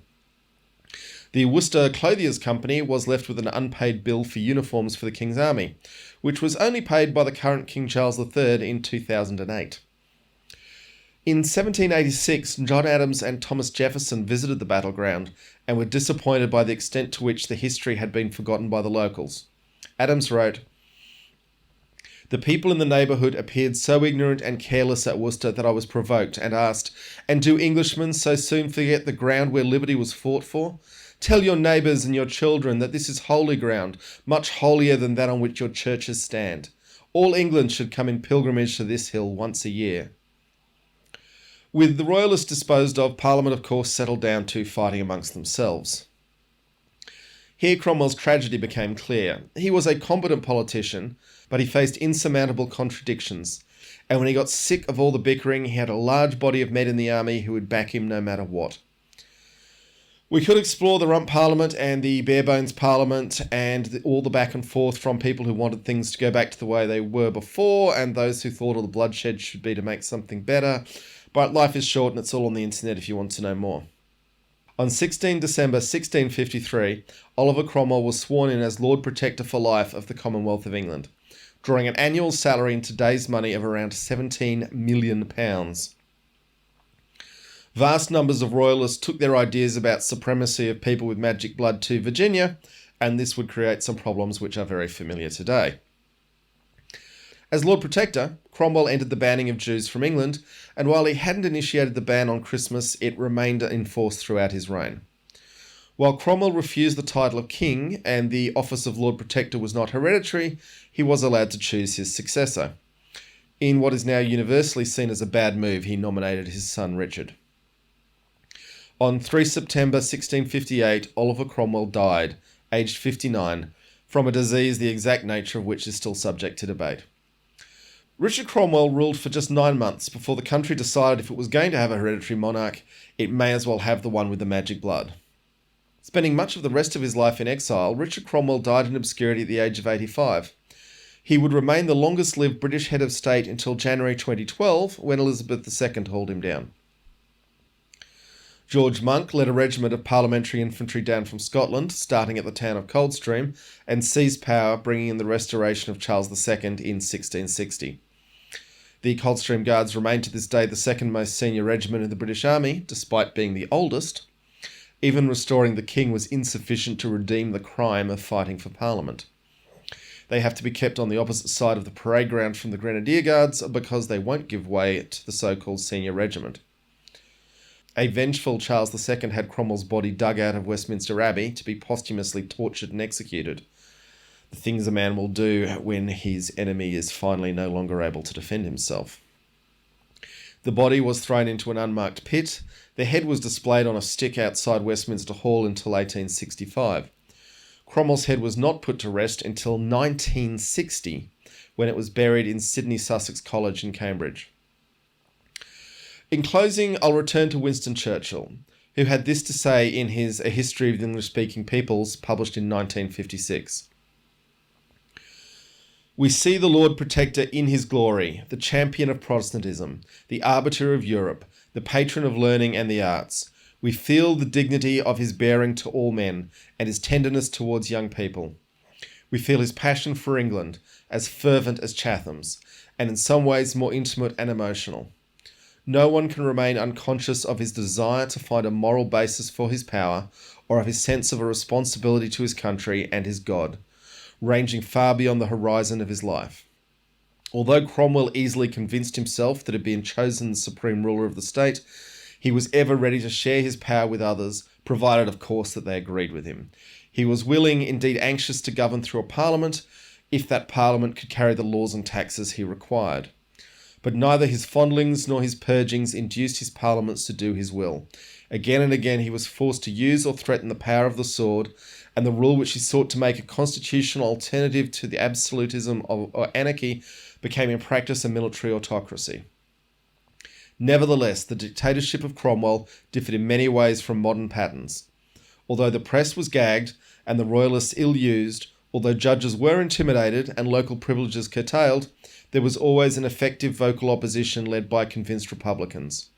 There was no attempt to make a party around the personality of the dictator, still less to make a party state. Respect was shown for private property, and the process of fining the Cavaliers and allowing them to compound by surrendering part of their estates was conducted with technical formality. Few people were put to death for political crimes, and no one was cast into indefinite bondage without trial. What we gain in a free way, Cromwell had told the army in 1647, is better than twice as much in a forced, and will be more truly ours and our posterities. That which you have by force, I look upon as nothing. Liberty of conscience, as conceived by Cromwell, did not extend to the public profession of Roman Catholicism, prelacy, or Quakerism. He banned open celebration of the Mass and threw hundreds of Quakers into prison. But such limitations to freedom of worship were caused less by religious prejudice than by fear of civil disturbance. Religious toleration challenged all the beliefs of Cromwell's day and found its best friend in the Lord Protector himself.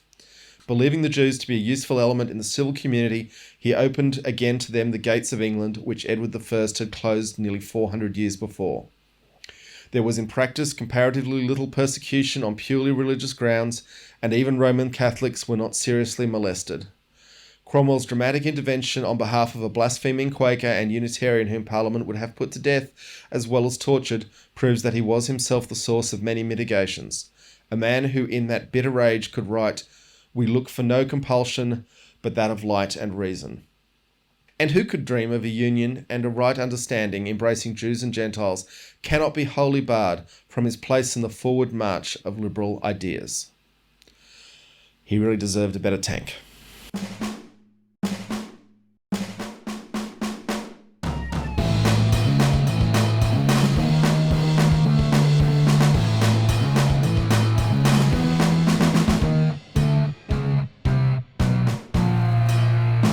And hello, folks. Welcome back. We're back. Here we are. I hope you all enjoyed that history of Oliver Cromwell, because I certainly did when I watched it.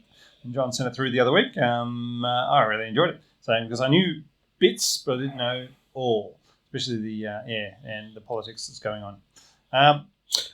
It's just worth noting, the divine right of kings seemed absolutely inescapable until Oliver Cromwell came along and said, you know what?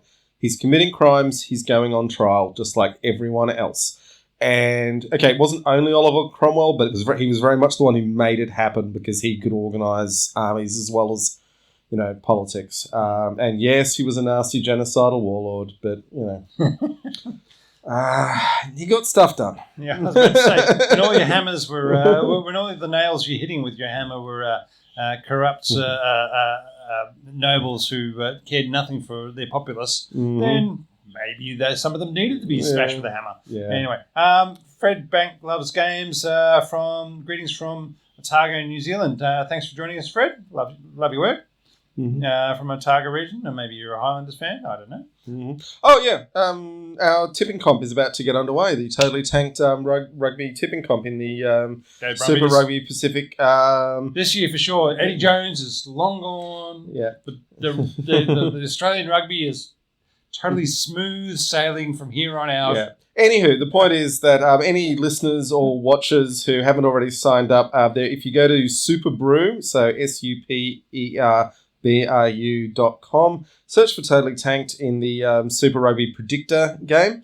It's free to join, and you get some bragging rights if you can out-tip me, because I am the reigning champion of our pool this year. Rob he's called Mad Guesses for historic reasons. There was a year that we were doing it. I had 3 logins, one of which... No one cares, Rob. No one cares.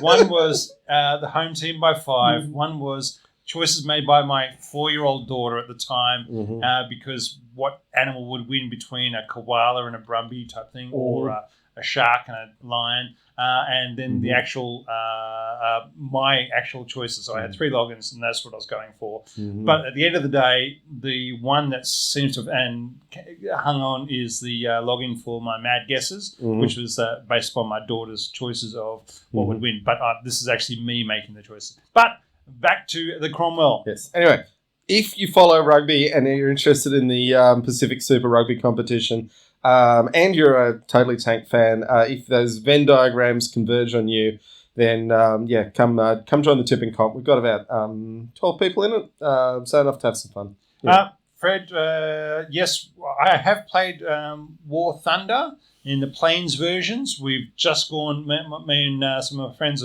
have just gone back to the World of Tanks version of things, and we've just dragged John in to play as well with all the cross-platform capabilities that we've dragged John into start playing tanks. And what tier you up to now, John? I think I've got a 6. There you go. John's up to a tier 6. So. Yeah, I mean, that's a premium. I think the rest... mostly around tier 5. But so we're trying to slowly build him up because the rest of us have been around for a bit longer than that. Anyway, Cromwell's operators. During World War II, British operated the Cromwell. What a surprise. Yep.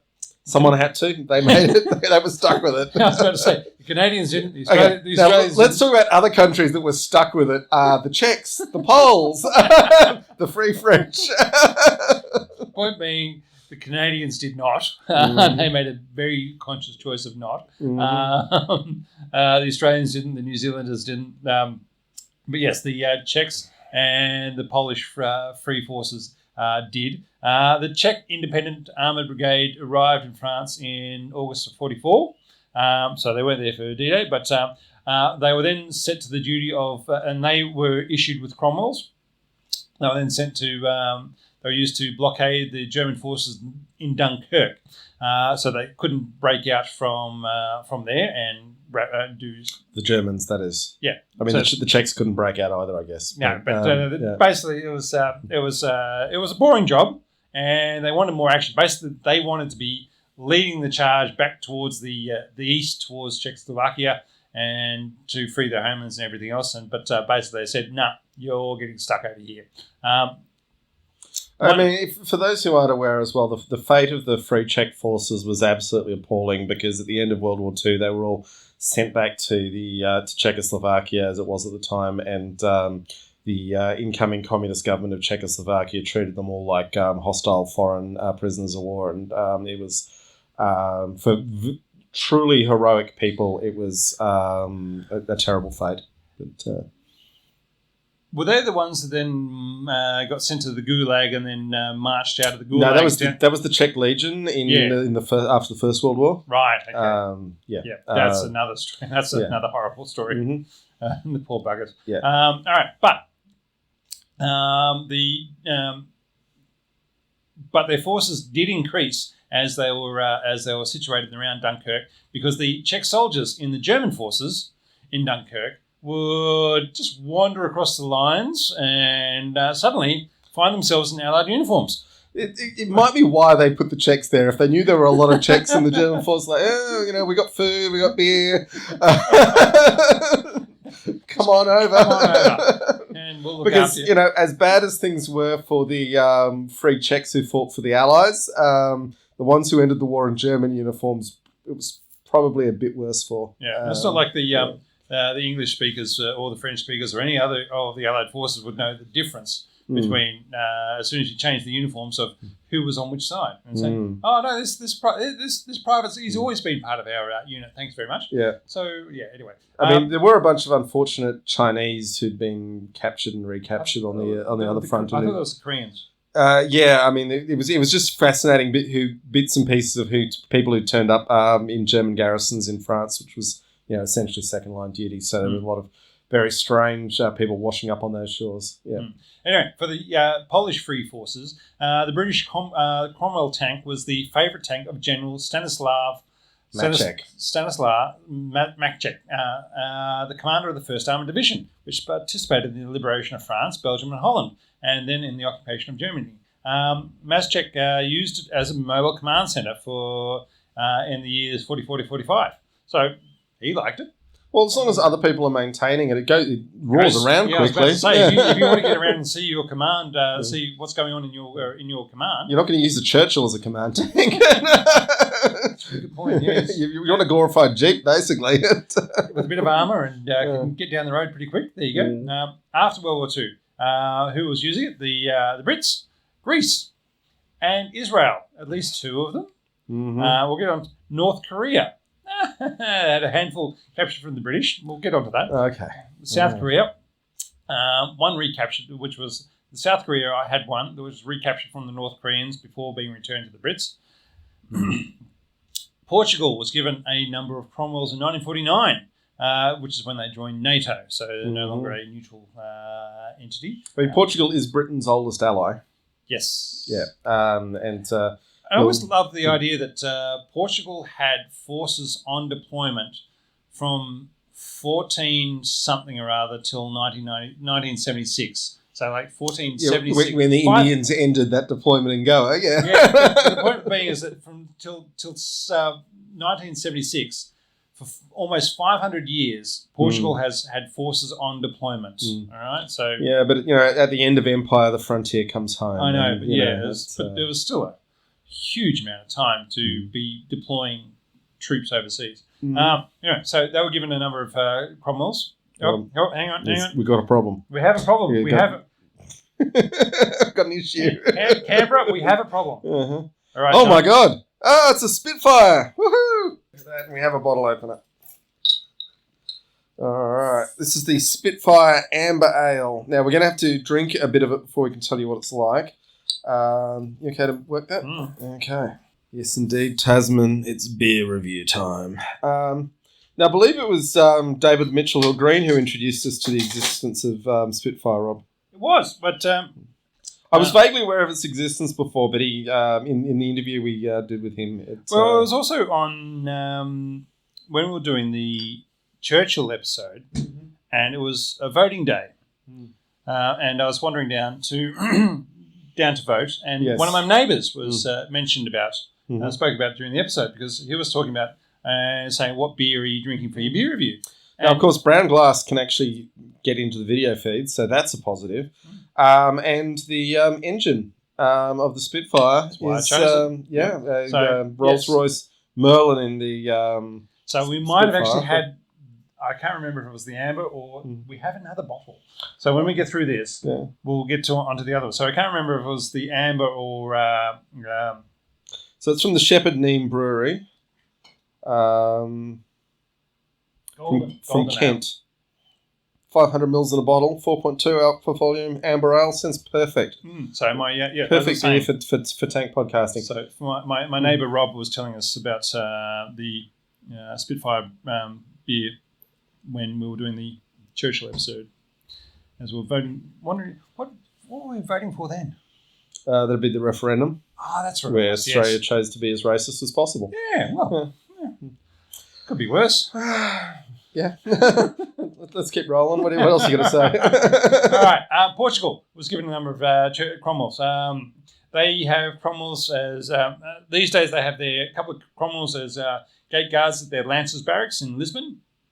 And in 2013, they gifted one of their Cromwells back to Poland for Poland's Museum of Armoured Weapons of the Land Forces Training Centre in Poznan. Yeah.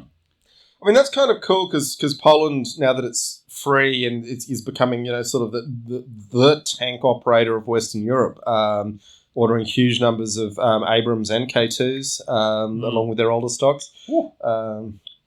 That is a multi-boy. That is a multi-boy. Yeah. Okay, keep going. We got the... Right. Austria and Jordan also had a number. Charioteers. Poor old Jordan just gets stuck with all sorts of crap the British make. Well, anyway. Other conflicts. Okay, here we go. All right, so the Greek Civil War. So, for those who don't know, after the Second World War, Greek was in that limbo area of, does it come under Western influence or does it come under the Soviet influence? And there was a lot of pushes. So basically, Churchill... It's important to remember that from basically, I could have the date wrong, around 1870... all the way into the 1960s, Greece was in a state of flux. And when I say Greece, we're talking big Greece. We're talking bits of Turkey that have, had 3,000 years of Greek settlement. We're talking the Greece that goes up all around the Black Sea. And they were finally breaking free of the Ottoman Empire's control. From a Greek perspective, World War II was a minor thing in amongst the bigger Greek things going on. And in that context, the British start getting involved, particularly when a certain Prince Philip marries a Princess Elizabeth and kind of, really... Phil the Greek. Yeah. He was a Greek prince. Yeah. Having never been there except for the day he was born, type thing. Yeah. But the Greek royal family was definitely trying to keep its hand in. They lost in a big way. But... It's interesting history that mostly isn't tank related, except the poor buggers were given 52 centaurs in 1946. They're like, if we'd gone with the Russians, we would have at least had T-34. So when the Civil War, so with those 52 centaurs, when the Civil War broke out, the centaurs stayed in storage as no one was trained in how to use them. So there was, And no one wanted to waste the time in training anyway. well, basically, it was trying to hold back the communist horde of people saying, but wouldn't it be nice if we didn't have these bloody nobles running around in the place and capitalists bloody holding all the means of production and money and everything? Anyway, in 1947, once the officers had returned from the UK, having finished their training courses, 3 tank companies were established. They saw limited service in the war because many battles were fought on mainly mountainous terrain, because that's where partisans like to fight, because that limits the logistical support of your mainline forces, but proved useful in supporting infantry units in defence of inhabited areas. The Centaurs were later replaced by US-built M47s in 1962 and scrapped. One Centaur is preserved. That would have been one hell of an upgrade to go from Centaurs to M47s. Just remember, Greeks. That would have been like, oh, we're going to the moon. Just remember, Greece has got these activities whereby, we wanted to buy some warships, but we can't afford those anymore. But we still want to have a contract with such and such. So if you give us some Leopard 2s instead, we're okay with that. It's deals. There are deals going on all over the place. So anyway, one Centaur is preserved at the Greek Army Tank Museum. All right. Korea. This is where it gets fun. All right. 14 Cromwells were taken to Korea. 8 as artillery observation tanks without the main gun. So just remember that. So 6 of them had the main gun. 8 of them did not. In December 1950, which is when the communists were on the advance and running over Seoul and chasing everyone down to Busan perimeter. Yep. So the Cromwell gun tanks were overrun by the communists. Hang on, they did attempt a nighttime breakout in which the entire unit was lost. Yes. All of them. Yep. With no recorded loss of the enemy. Sorry, go on. No, that's right. And they were all lost. All the tanks were lost, with the North Koreans capturing some that weren't destroyed. And then a North Korean operated Cromwell. So they captured at least one of them, got it running. They captured a couple that were running, but at least one of them was the only tank killed by a Centurion. The Australian Centurions that was headed to Australia and got diverted to Korea. So they were being fought as British Centurions. They were being British operated, but they were on their way to Australia to be delivered for underpayment when the British Commonwealth forces said, you know what, you're going to Korea. Which is not the last time something we've purchased from the British has been diverted. A whole aircraft carrier in 1982. A whole aircraft carrier, Rob.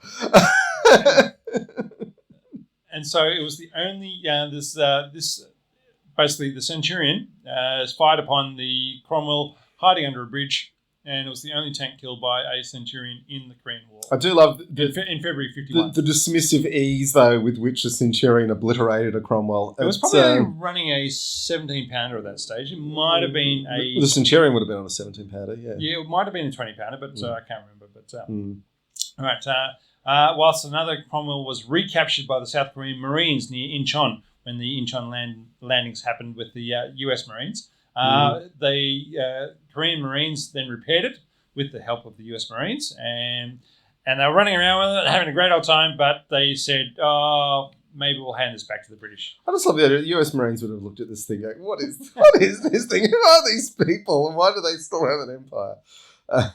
Yep. All right, Israel.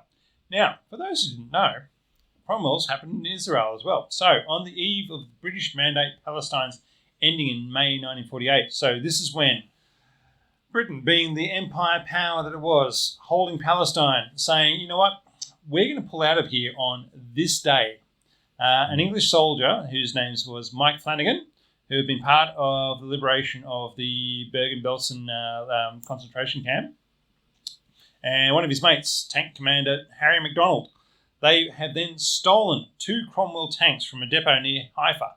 And they've given those to the local Jewish partisans, known as the Haganah in Tel Aviv.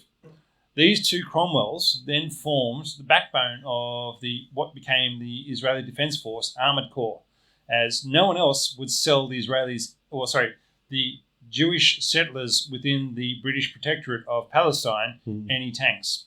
Although at this point, Israel's independence was fast coming. Yeah, I know. Yeah. But the point being is, it was one day it was a British Protectorate. Yeah.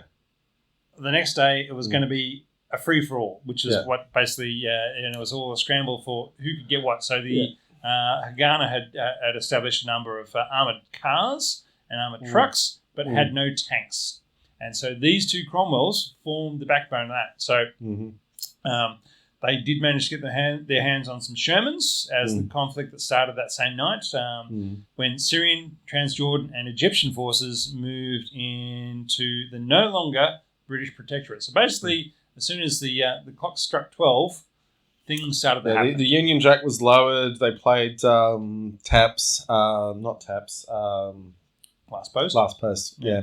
And then said, hey, everyone have fun! Behave yourselves, kids! Yeah, it's a pretty nasty moments for everybody there involved. But, as I said, there were two Cromwells, and they basically allowed what became the Israeli Defence Force to establish themselves as a nation. And those two Cromwells were a significant part of it. And the best tank is always the tank you've got. Yeah. When old mate Mike Flanagan passed away in 2013, the Israeli Defence Force Armoured Corps had a special ceremony for him to remember his role in the formation of the nation. Yeah. So it was quite a significant thing for them that he has done this for them. All right. Now the poll. Question was, Cromwell was a great tank for 1942 or a crime against the British public? We are still sitting... 45% say it was a great tank for 1942, which, remembering that it ended service in 1944, is faint praise at best. Yes, but still strong voting coming in for a crime against the British public, which one way or another, exactly what Nuffield was up to is not known to us. It should be, I didn't say before, he donated and more money than I think has ever been donated because he had no children. So on his death, a whole college of Oxford University is named after him, Nuffield College. And he advanced medical research enormously with huge donations to that. Now, that could be the credential burnishing of a guilty man, but, it should be noted. Also, communists have been very strong in the Oxford region ever since he set up his factories in Oxford, just because workers hated his guts so much that communism was the only way they could see forward. Cool. Okay. Beer review. Let's talk about the Spitfire, Rob. Wow. It's hoppy. It's hot. But this is a classic. Sorry, multi. Oh no, it's both. Yeah. Classic English hop palate. Hops like East Kent Golding. This is a Kent beer, so it's almost certainly EKG. But other hops like Pilgrim, they're very spicy and earthy. Because the British brewing industry has been really cheap for basically since World War II, and it's only been in the last couple of decades they've got the craft beer bug back in them. The essential nature of what British beer has been lost for a long time. And this is really recapturing what those beers used to taste like. It's got a very heavy malt backbone, so that sort of sweet, almost treacliness. But it's also got these classic British hops giving that earthy, spicy flavour profile as well. This is it's just a magnificent beer for any lover of beers. Cheers to David Mitchell-Hill-Green, who has joined us in the comments. Thank you very much, David. Glad to see you there. Oh, it is going down very nicely. Yeah, I mean, it's a hot day, it's a hot room, but okay, here we go. Now, we're into part two of the show. It's a hot day, but we have huge storms, and I'm just going to blame climate change because as I was driving from my house, as I had a little man from... the Uber Corporation, perhaps? Driving me from my house 10 k's away, as we passed over a ridge line, a very low ridge line, it went from sunny and nice to hail and rain and thunderstorms, and it was weird, very sectional violence of weather. Dude, I was trying to barbecue some lamb chops last night because Sheridan was away, and I'm allowed to do red meat when she's not here. And this little storm cell formed almost directly over my head and just rained on my barbecue and me alone. It was extremely annoying. It was just weird the way that it happened right on the ridgeline between the two areas. Mm-hmm. Yeah. Anyway, do we have more to say about the Cromwell before we move on to the second part of the show? I think we move on. Okay. Do we change slides? Yeah, I've got slides to change, but I'm just waiting for the moment. I just want to sum up. Oh, in that Comet shows what the British obviously looked at They wanted the Comet. The disaster of what they got with Cromwell, and they said fix this, and that, and it was ready 8 months later. And having been designing it from 1942. Or really from 1940 was when the initial specification happened. And, Robotham knew what tank they should be building, and he finally got it in Centurion. But it's depressing, and it's a little bit sad. And also, history has shown the British can build truly great tanks. The Challenger series, we can agree to disagree on bits of Chieftain. Ajax. Ajax is actually, though, the questions it is answering are very good and very valid. It's just not delivered on the answers. The propaganda nowadays is saying, "Oh no, we fixed all those problems." No, nobody believes they fixed it. It's still a 40-ton tank on a 20-ton chassis, and we got vibration problems. Yeah, that's because the chassis is doubly overloaded. So Cromwell's just annoying in that it could have been great, and for reasons that I suspect were largely, the political influence and profit motive of Viscount Nuffield. They had all the parts to build a significantly better tank. I mean, the ability to jump 20 foot gaps. That's such a huge advantage to be able to. But they should have had the beefed up suspension to support that power. Which again they beefed up the suspension in Comet.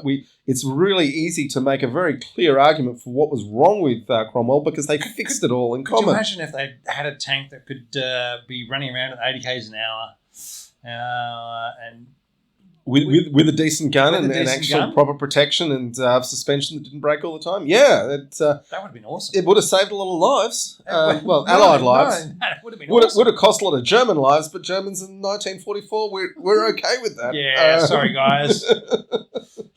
Okay, let's move. Are they the bad guys? Well, we're the baddies now, but they were the baddies then. All right, let's move into part 2 of the show. Oh, hey. Okay. So we've got a bunch of slides going on, but it's still worth talking about the I Am No Tank Bradleys versus T90 moment. So when we're preparing this, slightly before February 4th, the tank battle between the battle between the Bradleys and the T90 was had happened a few days beforehand. So it was all the talk, but now 2 weeks later, things have changed. I think it's still worth talking about because we can actually know a little bit about what happened. So the first thing with this little conflict that was caught on video is that the T90 crew did survive. So you're not watching a snuff film if you look it up, which matters for some people. And I respect those people. The other thing is everyone, when it initially came out, was like, yeah, look at that 25mm chain gun going back on the tank. Look at the explosions, daka. It's now shown that was almost entirely ineffective, those high explosions. Kept them closed up. Kept them closed up and confused. It would have stuffed up their vision ports, something massive. Yeah, but also, there've been interviews with the Ukrainian Bradley crews, and they've said, we realised our armour-piercing rounds were completely ineffective. So we moved to using the armour-piercing to try and shut down their periscopes. Fine, sensible. Basically force them onto electronic surveillance, in which case, if the Russian tanks don't have as good as the Americans. Yeah, but also then, it was a great big FPV drone came in and delivered the big hit that got the Russians to... they're not sure if, from what I read at the time, was they weren't sure if it was a FPV or a Stugner P or something else. But basically, there was something that came along, smacked into the side of the T-90 and said, "You're out of control," and that's when it drove off and ran into a tree. Yeah, but let's talk about FPV drones for a second, though, because they are going to factor into tank design for a long time in the future. Basically, you buy a couple of carbon fibre spars, and that's 50 cents each, and you literally tie them together with gaffer tape, and then you gaffer tape a control unit onto it, and that costs about $20. And then you put some engines, little rotor engines, on each of the ends of the spars, and they cost $20 each. This is pretty cheap, and then you literally gaffer tape some C4 explosive onto the bottom of this X you've made with your spars. You use some sort of mortar round because it's explosive and it's already armed, so you don't have to worry about the C4. A lot of what they're doing is just gaffer taping plastic explosive. Though, if they've got a shape charge. They've got a shape charge round, that's great. But everything I've seen is it's a mortar round. Okay, well that's fine. But the point is that they're literally just gaffer taping all these bits together because they don't need to come back. No. And it's all pretty easy. And I've got friends who do FPV drone racing and they build their own drones. So I've got a fair idea of what's involved. And then the flight control software, it's open source. They just load that into the control unit they bought. It's for $200, you've got yourself a tank killer, as long as no one's jamming your command circuit. But just to bring it back to Canberra related, where we are, of course, we have the cardboard and rubber band drones being shipped out of Australia to Ukraine so that they can go long range bombing of Russian targets. So these are flat pack drones that's built out of cardboard and rubber bands. Literally rubber bands to hold the cardboard in place. Rubber bands to hold the wing on the length of the fuselage. To hold it all together after you fold it out of your flat pack, and then you insert 20 kilos of whatever you feel like into it. So it's one of those things you're going, Australia's not going to evolve, but we are giving a lot of flat packs to Ukraine. But the kind of my bigger point is just that the initial thing of, oh my God, look, Bradley's 25mm cannons can beat a tank. Two Bradleys got really lucky. The tank crew performed badly. The tank crew still ran away with their lives. And the great big piece of high explosive delivered by the FPV drone was the actual coup de grace. The whole point of Bradley's is they should be using their own Stinger bloody missiles. Well, the toes were... One of them didn't have them. And I was about to say fitted forward, not with. No, but I think they were within the minimum engagement range. Oh, really? Wow. And also toes, you have to be stationary to fire. Because of the wire guidance, and the Bradleys did not want to stop. No. So it's an interesting one. It does not mean death of the tank, rise of the Bradley, the way some have gotten enthusiastic. But so that was worth talking about. And now we come to the main ground combat system. Rob, it's alive. Look. I read that 3 weeks ago, John. You'll have to remind me what we're talking about. So this is the French-German... the collaboration. Yeah, and Rheinmetall are already out there saying, forget that, we're going to build you a better tank. This is the... What do they go up to? 130 or 140 mil? Because Rheinmetall's promising a 130 mil in there. So this is a new tank built between with a collaboration between Germany and France. The countries and the governments rather than private companies. So, and basically everybody says, okay, we'll go with a French hull and a German turret and gun because that just seems worthwhile. But of course, both companies want to maximize their profits. And so therefore they say, no, our should be the main ones of each system. Yeah, so the bigger issue is that the MGCS, the main ground combat system that France and Germany are still officially collaborating on, we've joked in the past that this system is... the fourth time... is cactus. But the fourth time they've tried it and the fourth time they're going to fail. Yeah. But anyway, so they had a big update with what they want to do. Now, that the MGCS is a collaboration between Kraus, Weffe, Wegmann.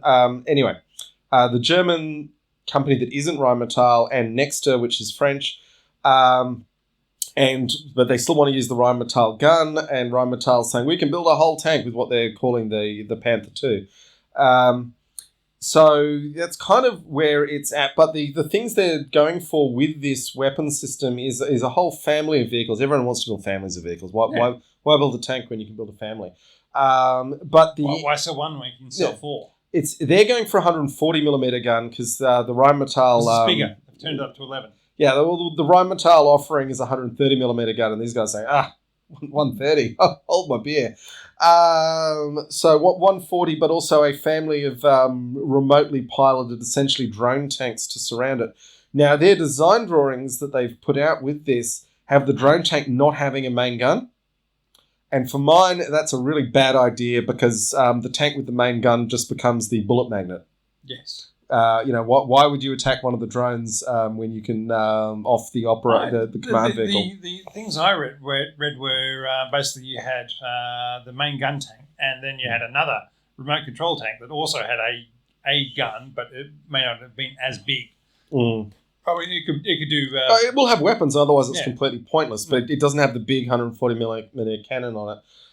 Anyway, the main thing for mine was it is interesting that the MGCS project is still trying to pretend it's alive because it definitely looked very dead a year ago. It's also, 140 millimeter gun as where they're aiming for is a huge step change over. There's no chance human loaders can contribute much in that sort of system. Especially if they're going for, the Germans have human loaders, the French have autoloaders. So, and yet the French are the ones building the hulls and the Germans are the ones building the turrets. So, where do you go for that, boys and girls? So, yeah. All right.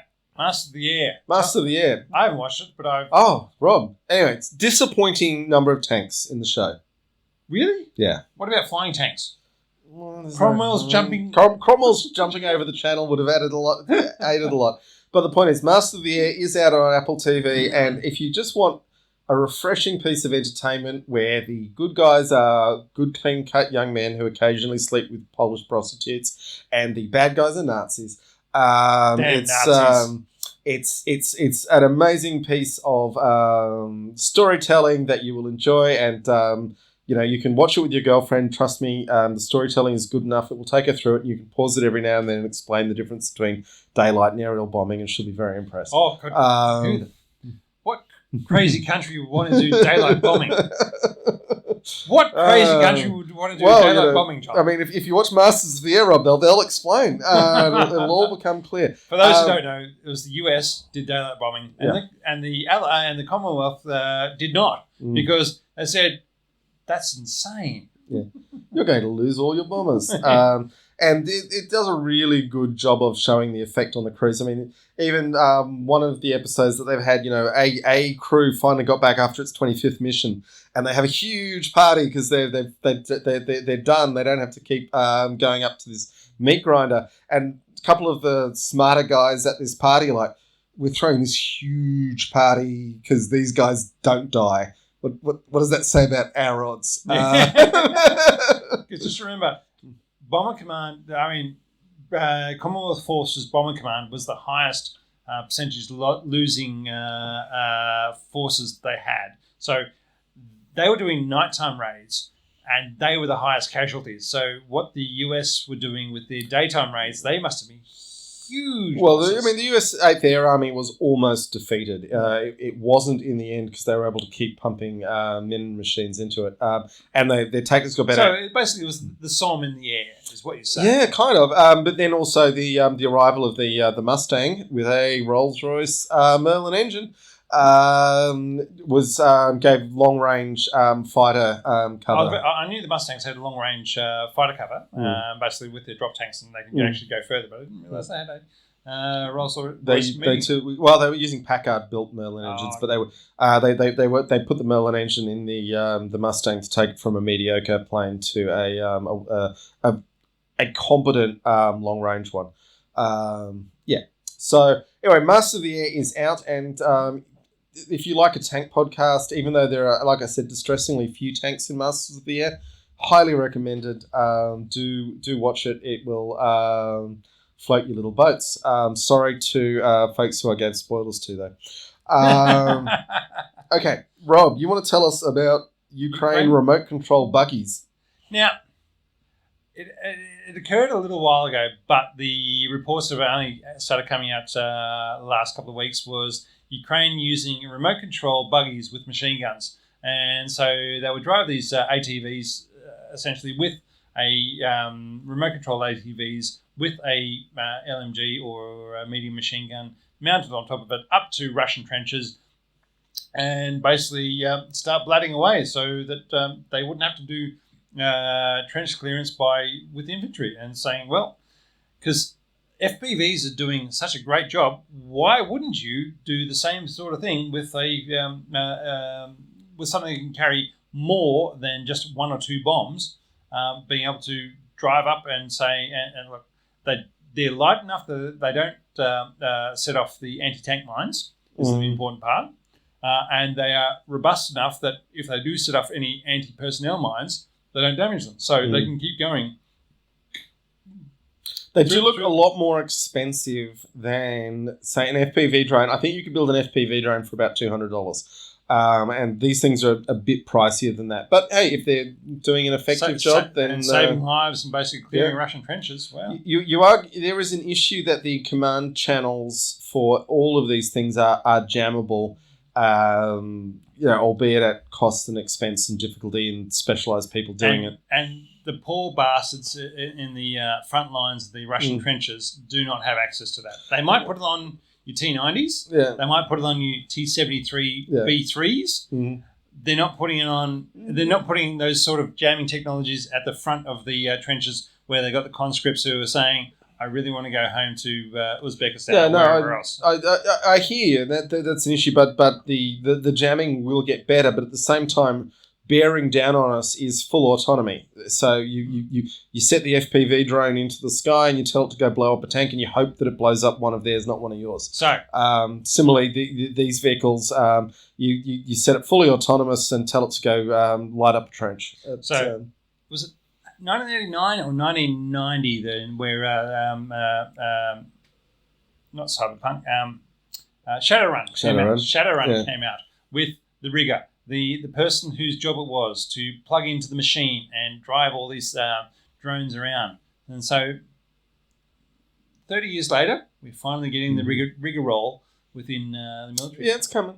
Sorry, Alan has just commented. Let me bring it up. And I just want to note that I'm not dissing the Mustang. It was an amazing plane. Simply that it was...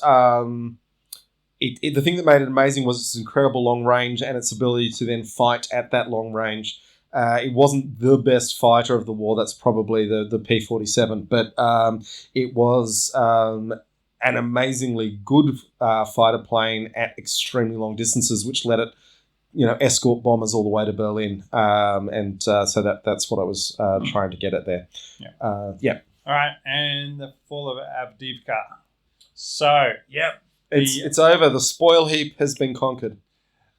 Yes. The Ukrainians are pulling out of Avdiivka. They're not fighting the last person there, which I'm very grateful for. What a waste of your best people to having pushed the 3rd Assault Brigade into the gap there.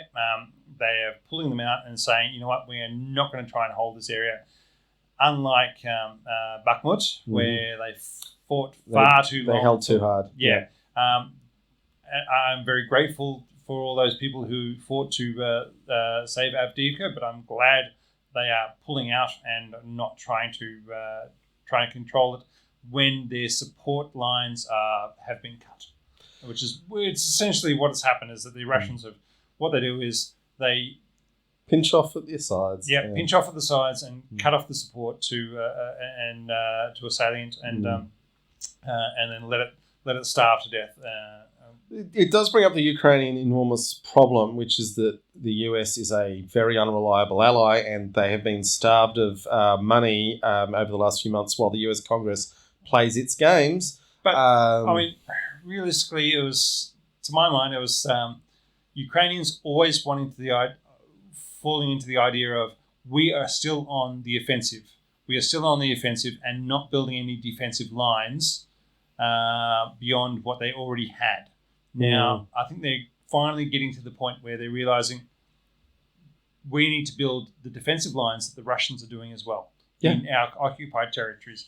We are no longer... But realistically, and I've been saying this for a while, because the thing is, Ukraine's... Avdiivka didn't have those defensive lines. They just had the town, and they were defending the town without any trenches. And the spoil heap, bro. Yeah, and the spoil heap, yes. But they didn't have the defensive lines around it that were supported and everything else. They're building those now, having held that area, and for the next wave. But we just get to a point with the nature of the war. Ukraine is fighting a bigger power that is not going to stay stupid forever, and in fact, in the last year, has gotten a lot smarter in how it does things. And the world, for all sorts of crazy, messed up reasons, can't supply Ukraine with equipment at the same rate that the Russians are able to supply themselves with equipment.